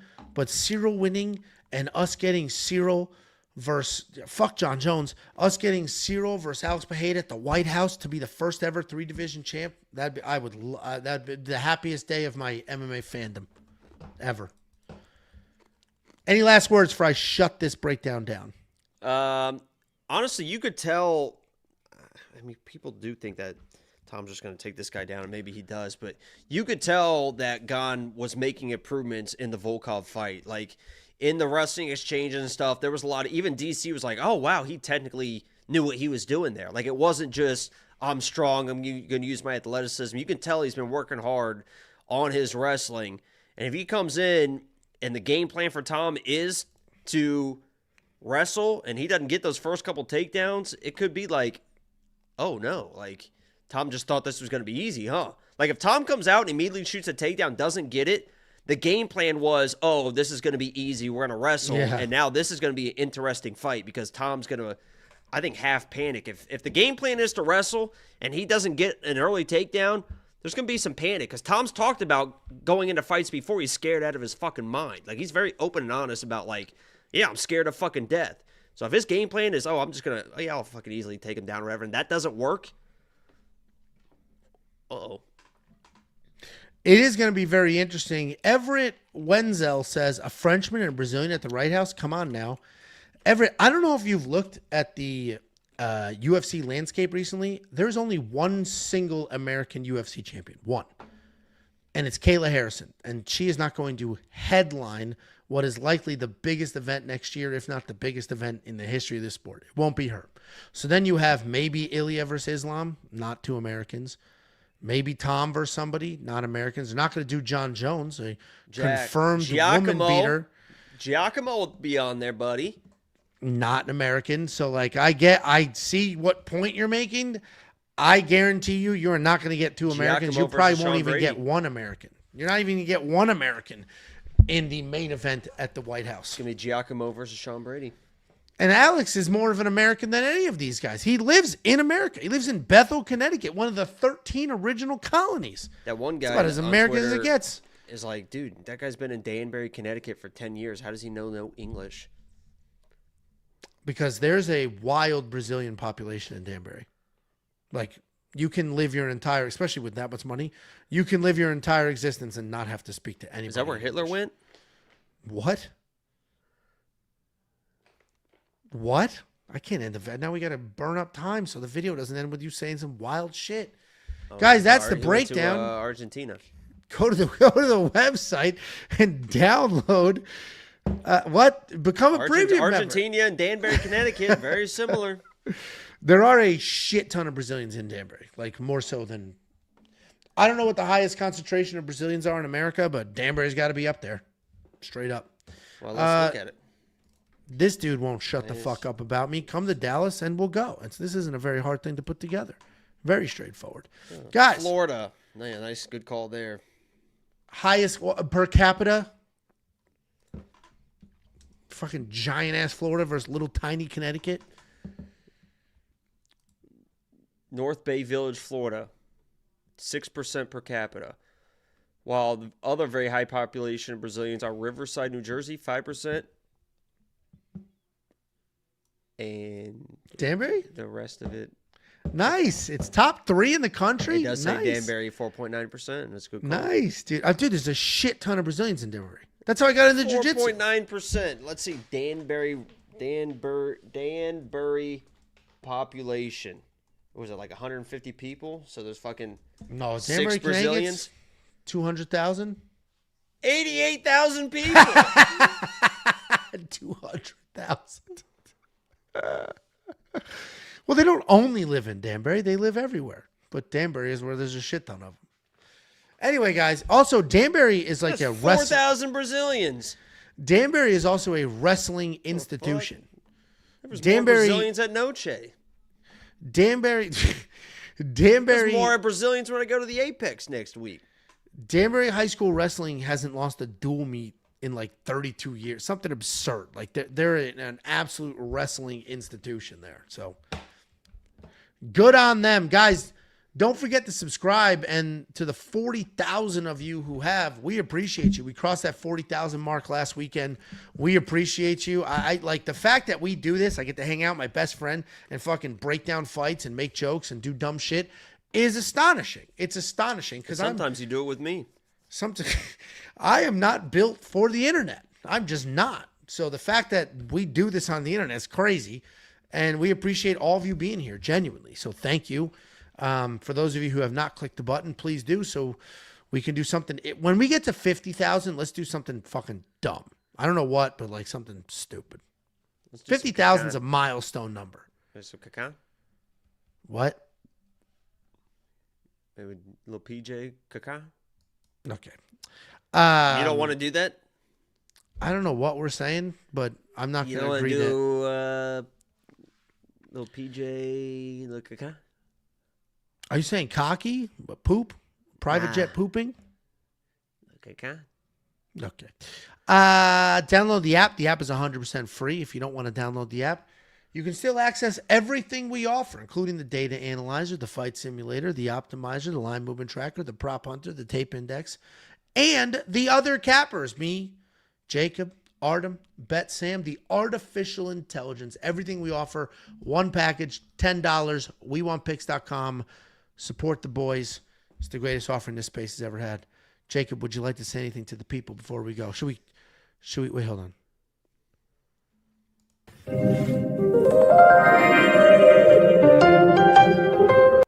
Just wish it was louder.